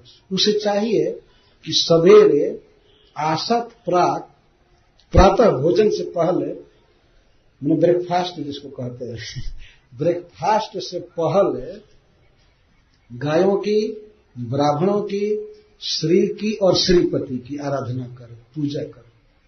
तो चाहे पूजा करे, हाथ में कुछ हल्दी या अगरबत्ती, फूल आदि ले करके और पूजा करे। गाय की भी पूजा करे, ब्राह्मण की पूजा करे, वैष्णवों की, और भगवान विष्णु की और उनकी पत्नी लक्ष्मी जी की पूजा करे। श्रीयम अच्युत, श्री की पूजा करे और अच्युत की पूजा करे। ये स्त्री के लिए समान धर्म बताया जा रहा है। इत्यादि भी नहीं लगाया गया है, इन्हीं चार की पूजा करनी चाहिए, गाय, ब्राह्मण, नारायण और लक्ष्मी। इसका अर्थ नहीं समझ लेना चाहिए कि अब जिसका मन करे उसकी पूजा करते रहो, नहीं, रिजर्व अर्थ है, इनकी पूजा करनी चाहिए। पूजे और भोजन से पहले, प्रातः भोजन से पहले पूजा करनी चाहिए। स्त्रियों वीरवतिश्चार्चेत, और वीरवती जो स्त्री अपने पति से युक्त है, अभी उसका पति जीवित है, तो चाहिए कि ये व्रत करने वाली स्त्री ऐसे स्त्रियों की पूजा करे, सौभाग्यवती स्त्रियों की पूजा करे। उनको भी कुछ फूल अर्पित करके या हरिद्रा अर्पित करके, तिलक करके, प्रणाम करके उनकी पूजा करे। वीरवती कहते हैं, वीर का अर्थ होता है पति या पुत्र। जो स्त्री पति से, पुत्र से युक्त है उसको वीरवती कहते हैं, सौभाग्यवती स्त्री। वास्तव में सौभाग्यवती स्त्री जो पतिव्रता है, वो कोई आशीर्वाद देती है तो आशीर्वाद अमोघ होता है। इसलिए बताया जाता है, आजकल की बहुओं को बताया जाता है कि बड़ी बूढ़ी को प्रणाम करो, चाहे आशीर्वाद लो, ये करो। विवाह आदि के अवसर पर देखा जाता है। ये दैनिक नियम है नित्य का कि स्त्री को चाहिए कि वो प्रणाम करे सौभाग्यवती स्त्रियों को, उनकी पूजा करे, सत्कार करे। और पतिम चार्च्योत्तिष्ठेत, पतिम आर्च्य उत्तिष्ठेत, और पति की पूजा करे।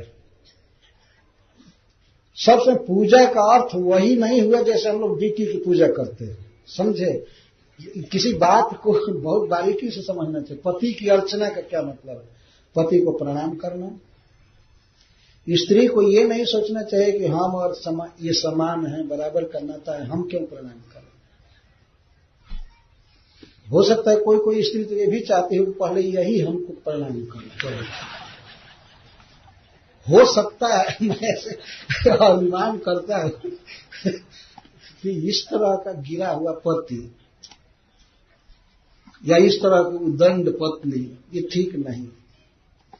पत्नी हमेशा प्रणाम करे पति को, सवेरे सवेरे उठ करके प्रणाम, पहले उठ जाए, नहावे धोआवे सब, तो इसके बाद पति को जगावे। ये नियम है, पहले उसे उठ जाना चाहिए। कभी भी पति अपनी पत्नी को सोया हुआ न पावे, जगने से पहले पत्नी को जगना चाहिए। और हमने देखा भी है, प्रायः सब जगह की पत्नी आगे जग जाती है, तो सब कुछ करती है, तब पति वहां से धीरे धीरे अंगड़ाई लेते हुए जगते हैं, और जगते ही उनको चाय चाहिए। वो चाय भी बनाकर हाजिर कर देती है। कभी कभी देखा गया, तब तक नारायण अभी क्षीर समुद्र में सोए हुए।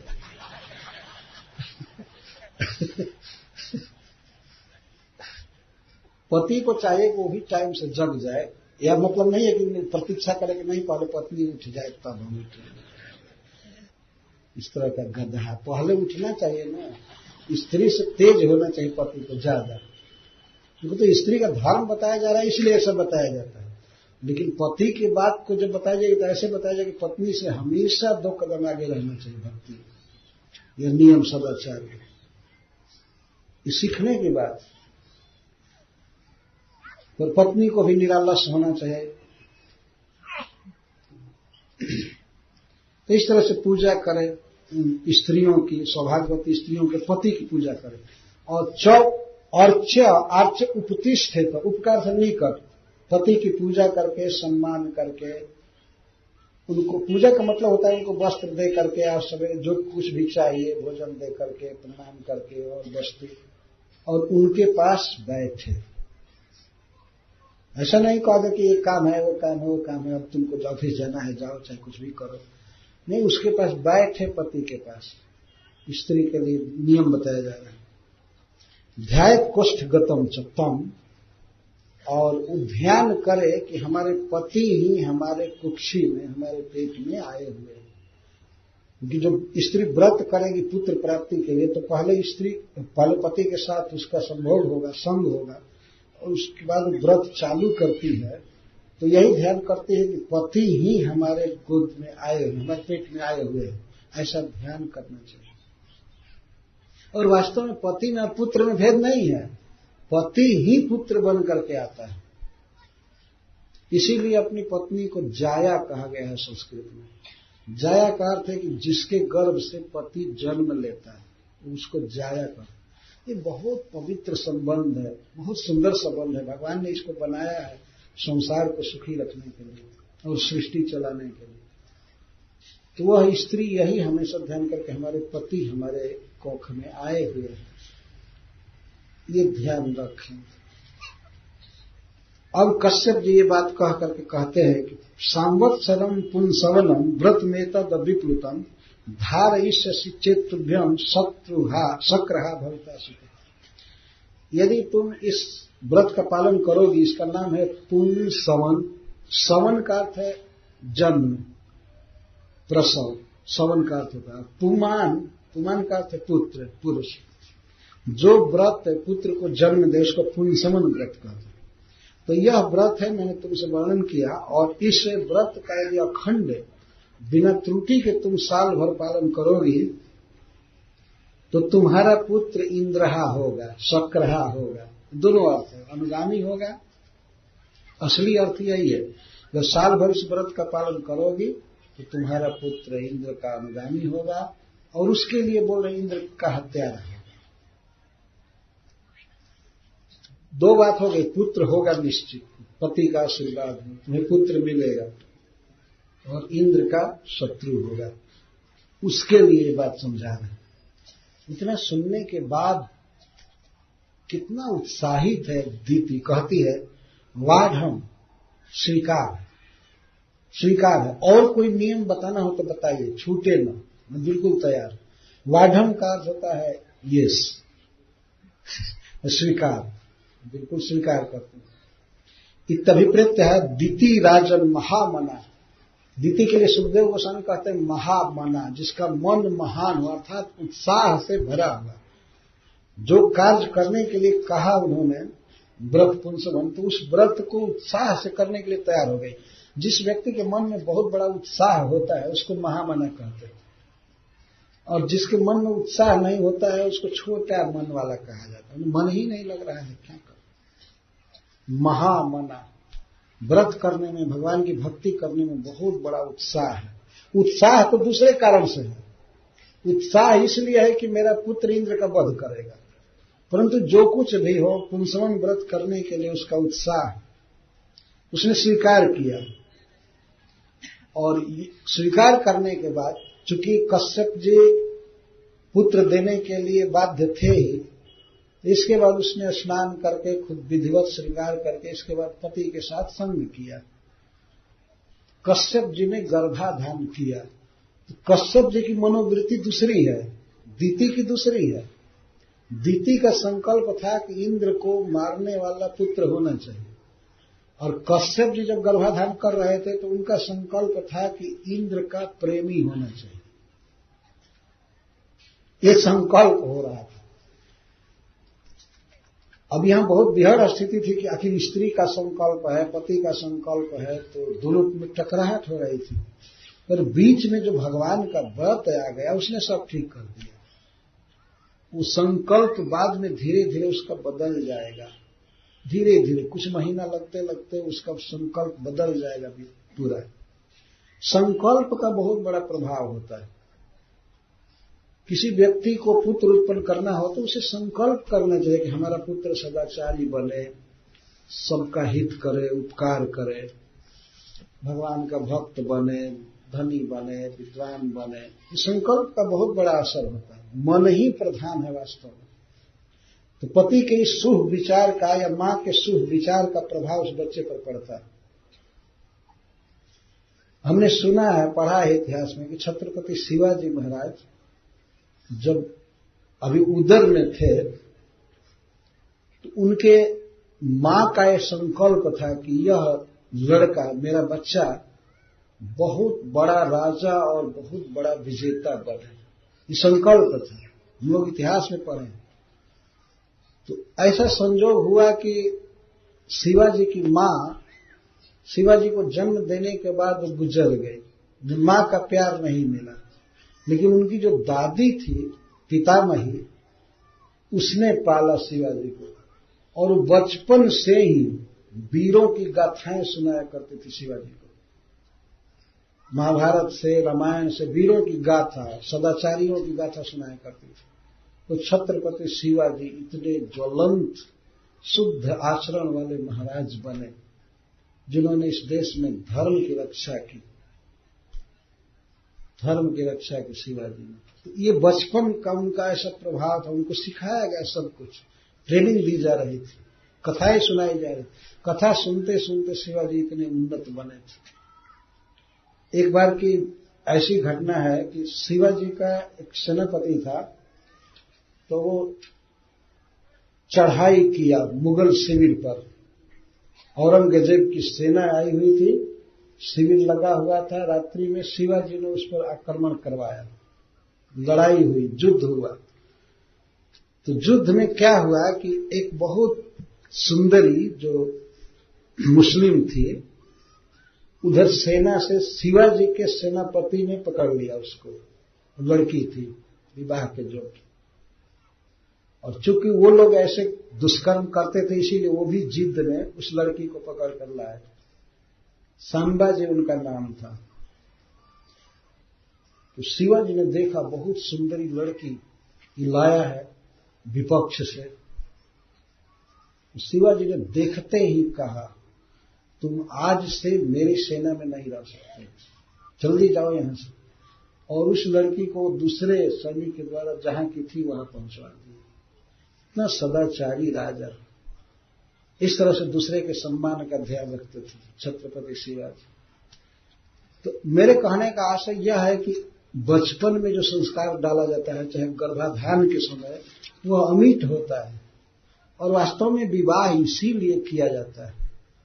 यह बात जरूर है कि गृहस्थ के लिए जो इंद्रिय सुख है वह भी आवश्यक है, भगवान के द्वारा दिया हुआ है, लेकिन इसका फल क्या है? उसका फल है पुत्र उत्पन्न करना, संतान उत्पन्न करना। अप्रजम मैथुनम हतम, जिस स्त्री संग से पुत्र न हो बेकार है स्त्री से। तो पुत्र उत्पन्न करने के लिए ही संग किया जाता है। तो इस तरह से मन के संकल्प का असर होता है। अब आगे सुखदेव गोस्वामी कहते हैं कि अपने मौसी के इस संकल्प को सुनकर इंद्र को बहुत चिंता हुई।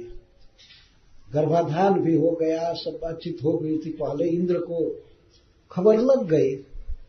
वैसे हुए वो सर्वज्ञ हैं, अथवा किसी ने मोबाइल फोन पर बताया होगा इंद्र को कि ये हालत है, आप बेहोश हैं, आप कुछ उपाय कीजिए।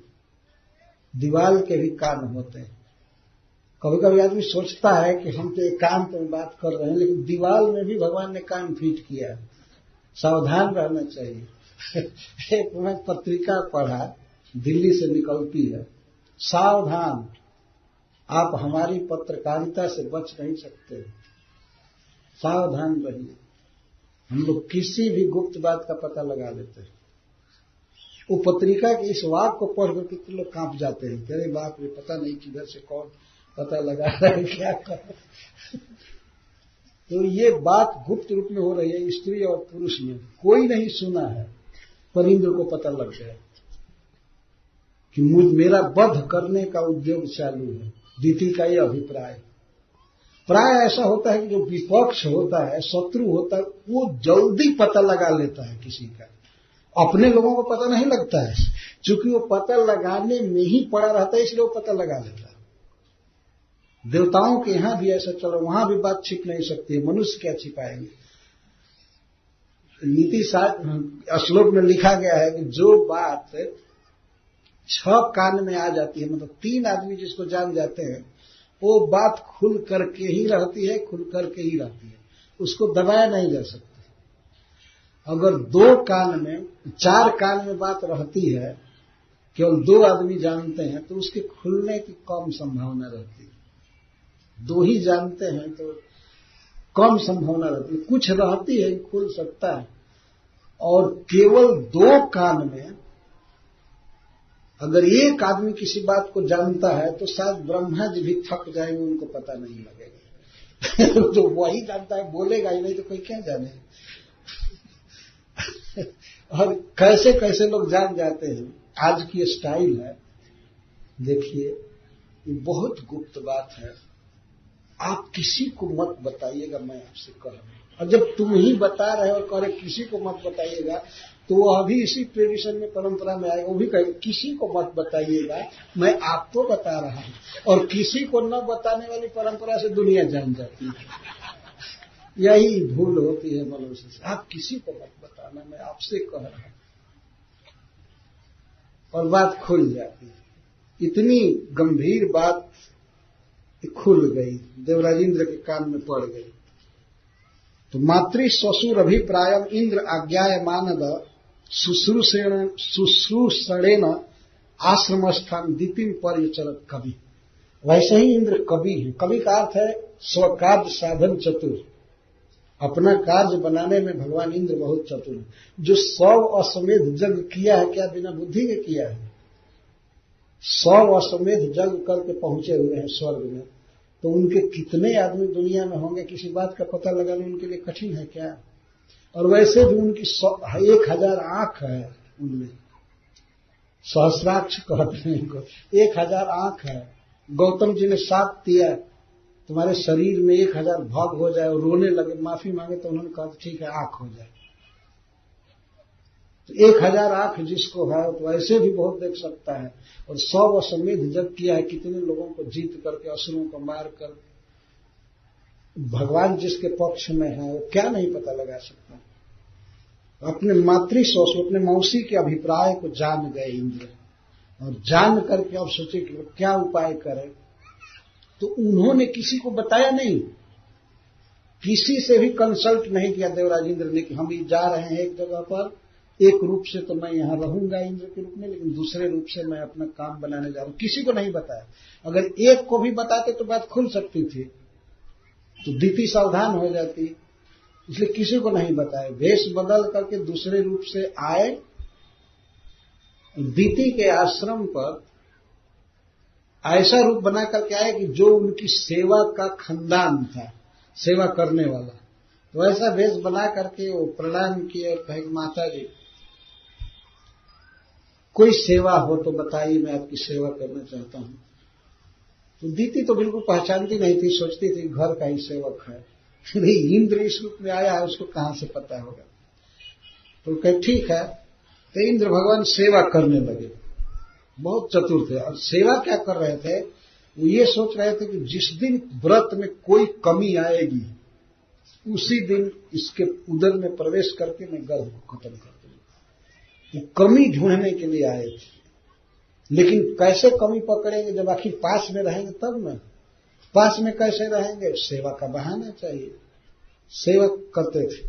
नित्यम बनात सुमनस फल पुष्प समित कुशान पत्रांकुर मृदोपश्च काले काले उपहारत। क्या सेवा करते थे इंद्र, सेवक बन करके वेश बदल कर नित्य वन से फूल लाते थे। सुमन से वन से ताजा ताजा फूल लाया जाता था। पहले नगर के पास ही रहा होगा, चाहे आश्रम के चारों तरफ वन था, तो फूल लाते थे और फल मूल समिधा हवन करने के लिए और कुश प्रतिदिन लाते थे समय समय पर। जब जब जरूरत पड़ती थी, कभी 2 दिन के लिए लाते, फूल तो रोज लाते थे, समित ला दिए मान लीजिए 7 दिन के लिए, 10 दिन के लिए, इतने दिन के लिए, सूखी लकड़ियां हवन करने के लिए कुश लाते थे। और पत्र, बहुत से पत्ते लाते थे, अंकुर दुर्वा आदि का अंकुर लाते थे, पानी लाते थे धो करके, मिट्टी लाते थे, शुद्ध मिट्टी नीचे की। समय समय पर इंद्र भगवान ये सब सेवा कर रहे थे। काले काले जब जब जरूरत पड़ती थी तो मां को पूछना नहीं पड़ता था, कहना नहीं पड़ता था कि ए सेवक जरा ये लाओ लाओ लाओ घट गया, ऐसा कहना नहीं पड़ता। कितनी दक्षता से सेवा करते थे। पानी की जरूरत पड़ती है भगवान के पूजा में, नहाने के लिए, पीने के लिए, तो पानी बिल्कुल हाजिर, पानी बिल्कुल हाजिर होता। इस तरह से सेवा से बस में किया जाता है। मतलब इसको ये पता न चले कि ये छल कर रहा है, ये कर रहा है, वो कर रहा है। बहुत सावधान रहना चाहिए मनुष्य को भी कि कौन सेवा कर रहा है, उसका इरादा क्या है सेवा करने का। है ना, हो सकता है कि छिद्र ढूंढने के लिए सेवा कर रहा है, ऐसा संभव है, और समय पर घात करेगा कमी देख करके। इसलिए सेवक का भी परीक्षण करना चाहिए कि वास्तव में सेवक है, ये दोषदर्शी कोई पीछे लगा हुआ है। अब माता दीति को कुछ भी पता नहीं था कि ये दोषदर्शी है और आया है हमारे गर्भ को मारने के लिए, और सेवा कर रहे हैं। एवं तस्या व्रतस्थाया व्रत छिद्रम हरिर्निप प्रेप्सु परचर जिम्हो मृगहेव मृगाकृति। तो जैसे हरिण का वध करने वाला, हरिण को पकड़ने वाला व्यक्ति हरिण का आकार धारण कर लेता है वन में, तो उसको हरिण समझ करके दूसरा हरिण आता है तो उसको बाण मार देता है। तो इस तरह से एक सेवक का वेश बनाकर इंद्र दीति की सेवा कर रहे थे, और व्रतस्था थी, व्रत में स्थित थी, बहुत ईमानदारी से तत्परता से व्रत में लगी हुई थी। और इंद्र चाहते थे कि किसी दिन भूल करे, किसी दिन बिना खाए सो जाए, बिना पैर धोए सो जाए। ये व्रत में कोई कमी देखना चाहते थे, चाहे किसी दिन जप पूरा नहीं किया, किसी दिन पाठ पूरा नहीं किया, किसी दिन हवन पूरा नहीं किया। परंतु दीति बहुत तत्परता से सेवा कर रही थी, व्रत कर रही थी। इसीलिए इंद्र भगवान को तो टाइम मिला ही नहीं, कोई छिद्र मिला नहीं, कोई दोष मिला नहीं, तो लगे हाहाकार करने की, हाय रे अब क्या होगा, मेरा कल्याण कैसे होगा। व्रत के छिद्र को, दोष को ढूंढने के लिए सेवा कर रहे थे। बहुत शिक्षा की बात है। कुछ ऐसे संसार में कपटी होते हैं, धूर्त होते हैं, वास्तव में किसी के सेवक बन करके या प्रेमी बन करके उसके दोषों को पकड़ने की चेष्टा करते हैं। ऐसे दुष्टों से सावधान रहना चाहिए। कोई कमी हो जाए, एक हल्की कमी हो गई तो उसको हाईलाइट करके 1000 गुना बना करके कहेगा वो कोई व्यक्ति। इस तरह के दोषदर्शी व्यक्ति होते, मित्र बन करके साथ में चलते हैं, सेवक बन करके चलते हैं, या कुछ भी बन करके चल सकते हैं। भागवत में नीति शास्त्र भी दिया गया है कि बहुत सावधान रहना चाहिए ऐसे ऐसे समय पर। दीदी सोच रही है कि हमको फर्स्ट क्लास का सर्वेंट मिला हुआ है। तुमको सर्वेंट मिला हुआ है कि तुम्हारा गर्भ नष्ट करने में पड़ा हुआ है। इस तरह से वो जब सुखदेव गोस्वामी कहते नाभ्य गच्छत व्रत छिद्र तत्परोथ महीपते। छिद्र पाने के लिए, दोष पाने के लिए तत्पर थे इंद्र। रात दिन इसी टोह में रहते थे, कब इससे कोई भूल हो रही है, लेकिन न अभ्य गच्छत, लेकिन भूल उन्हें नहीं मिली।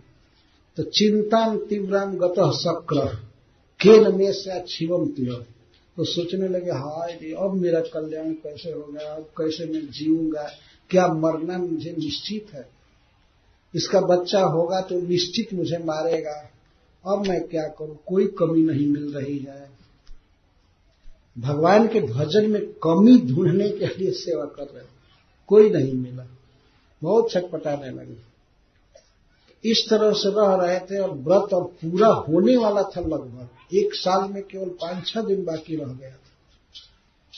तो 354-55 दिन में कोई भी छिद्र नहीं मिला, तो 5-6 दिन में अब क्या मिलेगा।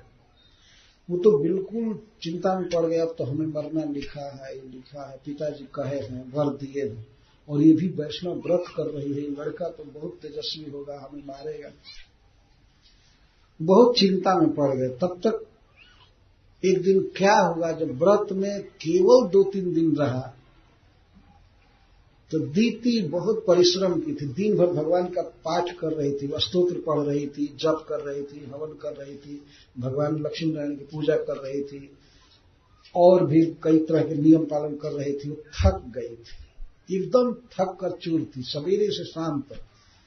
तो भगवान का प्रसाद खाया, कंदमूल था और कुछ खीर था, उसको खाया और खा करके इतनी थकावट थी कि बेचारी ऐसे ही बैठे बैठे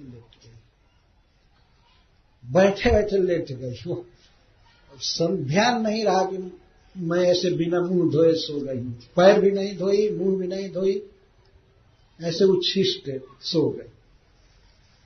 उसी समय इंद्र अपने योग बल से सूक्ष्म बन गए, छोटा से छोटा, और उसके मुख में प्रवेश किए वज्र लेकर के, वज्र भी छोटा, गर्भ में प्रवेश करके गए।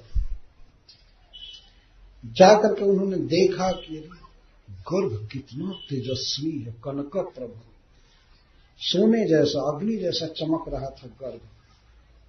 लेकिन इंद्र तो देखे कि आखिर मुझे मारने के लिए आया हुआ है गर्भ। इंद्र को कोई दया नहीं आई कि ये जन्मा है मुझे मारने के लिए, मैं इसको अभी मार देता हूं। वज्र लेकर के गए थे, बच्चे पर कोई दया नहीं आई। वास्तव में जो व्यक्ति स्वार्थी होता है, केवल जीने के फेर में रहता है, दूसरा जिए या मरे उसकी परवाह नहीं होती। किसी को भी दया आ जाएगी बच्चे को गर्भ में देख करके। इंद्र को कोई दया नहीं आई, तुरंत गए और वज्र को बहुत धीरे से चलाए, बहुत फोर्स नहीं करना पड़ा। बच्चे का टेंडर शरीर था, बहुत कोमल, तो चलाए। 6 धार है वज्र में, तो जो ही चलाए तो बच्चा कट गया। तो कट करके 7 टुकड़ों में फिर ओरिजिनल बच्चे जैसे हो गए 7। ये है भगवान की भक्ति का प्रभाव। भक्ति से बच्चा उत्पन्न हो रहा था, इसलिए वज्र भी काम नहीं किया। इसे प्रसंग को सुनने पर एक फल बताया गया है। कोई व्यक्ति इस प्रसंग को सुनता है तो उसकी अकाल मृत्यु नहीं हो सकती, उसकी आयु बढ़ जाती है। क्योंकि यही बात इसमें बताई जा रही है। ये लाभ है सहज। जो व्यक्ति आरोग्य चाहते हैं तो बड़े से बड़े रोग की चिकित्सा इस प्रसंग को सुनने पर हो जाती है। लिखा विरुजा विमुच्यते, विशेष रोग किसी को हुआ है, बहुत नामी रोग, वह भी इसके श्रवण करने से दूर चला जाता है, इसको पढ़ने से और सुनने से। क्योंकि भगवान की महिमा का इसमें वर्णन है। भगवान के नाम का जप किया था दीति ने, भगवान के स्तोत्र का पाठ किया था, हवन किया था, पति की आज्ञा का पालन किया था। इस कारण से उसका बच्चा अमृत्यु हो गया, मरा नहीं। साधारण दवा के प्रयोग से, साधारण अस्त्र से, तमाचा से गर्भ मर जाएगा, लेकिन वज्र मारा जा रहा है, अमोघ वज्र, और वो कुछ नहीं कर पाएगा। काट दिया, लेकिन काट करके 107 बना दिया 7 बन गया। इंद्र तो डर गए, और जो कटे हुए बच्चे रो रहे थे वो रोने लगे, वो फफक फफक करके गर्भ में बच्चे रोने लगे और कहने लगे, भैया हम तो आपके भाई हैं, आप हमको क्यों मार रहे हैं? तो इंद्र उनको मना किए तुरंत, मारुत मत, रो मत। ऐसे असल में है मारुत, संस्कृत में मारुत मत रो। वो कपटी लालन दिखा रहे हैं, वास्तव में उनको रोक रहे थे कि कहीं उनके रोने से दीति को पता चल जाएगा। इतना बारीकी से मार रहे थे कि दीति को पेट में पता ही नहीं चला कि गर्भ मारा जा रहा है। जोग बल से सब काम कर रहे थे। तो जब वो रोना चालू किए 7 बच्चे, कहाँ या वो तो सब बोल रहे थे कि हम आपके भाई हैं, हमको मत मारिए। इंद्र को कोई भी दया नहीं आई, इतना कठोर हो गए थे। अपने जीने के फेर में जो व्यक्ति पड़ा रहता है दूसरे की परवाह नहीं करता। वो कहते रो मत, लालन जैसा किए, मारूता, और ऊपर से उनको फिर काटे, ये कह करके रो रहे थे बच्चे, फिर भी दया नहीं आई। तो 7 को मारे तो फिर वे 49 हो गए, और 49 होकर के वो लोग हाथ जोड़ रहे हैं, भैया हमें मत मारो, हम तुम्हारे भाई हैं, तुम्हारे मित्र हैं, तुम हमें क्यों मार रहे हो? तो इंद्र कहते मार, ये 49 इतना कोहकार, इतना रोएंगे तो बहुत भारी असमंजस हो जाएगा, दीति जग पड़ेगी और हमको साथ दे देगी भस्म होने का। तो ये तो मरे नहीं, हम ही मर जाएंगे अगर दीति को पता चल गया इस तरह से। तो फिर मत मारुत। तो उस समय के बाद अब उनका मरुत नाम ही हो गया। मारुत, म से आकार निकाल दिया गया तो मारुत, मत रो, ये नाम ही हो गया। इंद्र ने ही पहले नाम रखा, जब नहीं मरे और रो रहे थे इस कारण से मारुत 49 को समझा रहे थे, मारुत। तो ये अजर अमर भगवान की भक्ति से उत्पन्न बच्चे देवताओं में मुख्य बन गए। तो वो घटना कैसे हुई? जब देखे कि नहीं मरे तो इंद्र ने सोचा कि ये तो भगवान की भक्ति से, पूजा से उत्पन्न हुए हैं, इनको कोई नहीं मार सकता। तब इंद्र भगवान का चित बदला, उन्होंने सोचा कि अब तो मां दीति से सीधा निवेदन करना चाहिए कि हमने ये गलती किया है। अब तो वो चाहेगी तभी मैं बच सकता, ये तो मर नहीं रहे हैं और ये मुझे मारने के लिए जन्म लिए, तो अब तो मारेंगे ही। लेकिन जब वो कहे 49 बच्चे कि हम आपके भाई हैं, हमको मत मारिए, तो इनको कुछ आश्वासन हुआ। तो ये उन बच्चों के साथ जो पूर्ण शरीर वाले थे, मतलब कटा छटा कहीं कुछ नहीं था, एकदम दिव्य शरीर वाले वो बच्चे प्रकट हुए 49, और उनके साथ 50, इंद्र सहित 50। माता दीति को इंद्र ने प्रणाम किया, तो बच्चे भी प्रणाम किए मां को, गर्भ से प्रकट होकर। दीति तो भगवान का व्रत करने से पूर्ण शुद्ध हो गई थी, सपने में भी इंद्र के प्रति दोष दृष्टि नहीं थी, बल्कि स्नेह उमड़ रहा था, मन में पश्चाताप हो रहा था कि इसी को मारने के लिए मैं बच्चा चाहती थी। तो पूछती है, बेटा इंद्र, मैंने तो एक पुत्र चाहा था जो आदित्यों को भय दे, मारे, तुमको मारे, और अदिति के जितने पुत्र हैं उनको तबाह करे। मैं एक पुत्र चाहिए थी, और तुमको मारने वाला पुत्र मैं चाहती थी, और तुम यहां इनके साथ जन्म लिए, तुम इनके साथ हो, और एक मैं चाही थी तो ये 49 कैसे हो गए? यदि तुमको बात मालूम हो तो हमको बताओ। तो जब इंद्र ने देखा कि बिना कपट के दीति बात करे, साफ करे कि तुमको मारने के लिए पुत्र चाहती थी, एक चाहती थी, 49 कैसे हो गए? दीति को तो पता नहीं था कि काटे गए हैं 49 खंड में। इंद्र ने कहा कि मां क्षमा करो, मैं कुछ निवेदन करता हूं, क्षमा करो मां। जब से तुमने संकल्प किया मेरा वध करने वाले पुत्र प्राप्ति का, तब से मैं सुख में नहीं था। तो मैं ही तुम्हारा सेवक बन करके सेवा कर रहा था, और मैं ये सोच रहा था कि तुम्हें कब दोष हो, छिद्र ढूंढ रहा था। तुम बिना मुंह धोए, बिना पैर धोए जब सो गए तो मैं तुम्हारे गर्भ में गया। और मां क्षमा करो, जो व्यक्ति स्वार्थी होता है वो धर्म पर दृष्टि नहीं रखता है। मेरे दिमाग में बात आई ही नहीं कि बच्चे की हत्या पाप है। उस समय धर्म मेरे दृष्टि में नहीं था। मेरे दृष्टि में मेरी जान थी, मेरा प्राण था। जीऊंगा बस किए लालसा, और मरता क्या नहीं करता। तो मैं जब मारा उस बच्चे पर तो 7 बच्चे हो गए उसी तरह के। फिर 7 पर मैं मारा कि अब खत्म कौन, तब तक 49 हो गए। अगर वो और मारते तो शायद और खंड हो करके पूरा कई गुना हो जाते। तो ये तो बात है, मां तुमने भगवान की पूजा किया है, व्रत किया है, ये उसी पूजा का आनुषंगिक फल है। मैं समझ गया कि ये बच्चा मरेगा। तुम धन्य हो कि इस तरह भगवान का भजन किए। भगवान इंद्र वहां प्रवचन किए हैं कि जो लोग सांसारिक कामना से भगवान का भजन करते हैं वो लोग अपने स्वार्थ को नहीं जानते। असली ज्ञानी वे हैं जो भगवान का भजन निष्काम करते हैं। वो शिक्षा दे रहे हैं दीति को। तो माता दीति ने कहा कि बेटा मैंने बहुत ही जत्न के साथ, बहुत ही भक्ति के साथ, व्रत के साथ इन बच्चों को जन्म दिया है। तो मैं नहीं चाहती हूं कि ये असुरों के समाज में रहें। तुम ले जाओ इनको, अपने साथ रखो देवताओं के समाज। तो उस समय से 49 मरुदगण इंद्र के भाई बने हुए हैं, साथ रहते। ये कथा मैं कल फिर कहूंगा। जो लास्ट में जो वार्ता हुई है, इंद्र भगवान ने जो शिक्षा दिया है दीति को, और इसके बाद 19वें अध्याय में ये बात बताइएगा। आप लोगों ने बार बार सुना कि पुंसवन व्रत, पुंसवन व्रत, पुंसवन व्रत। क्या पुंसवन व्रत है, कैसे भगवान की पूजा की जाती है, क्या जप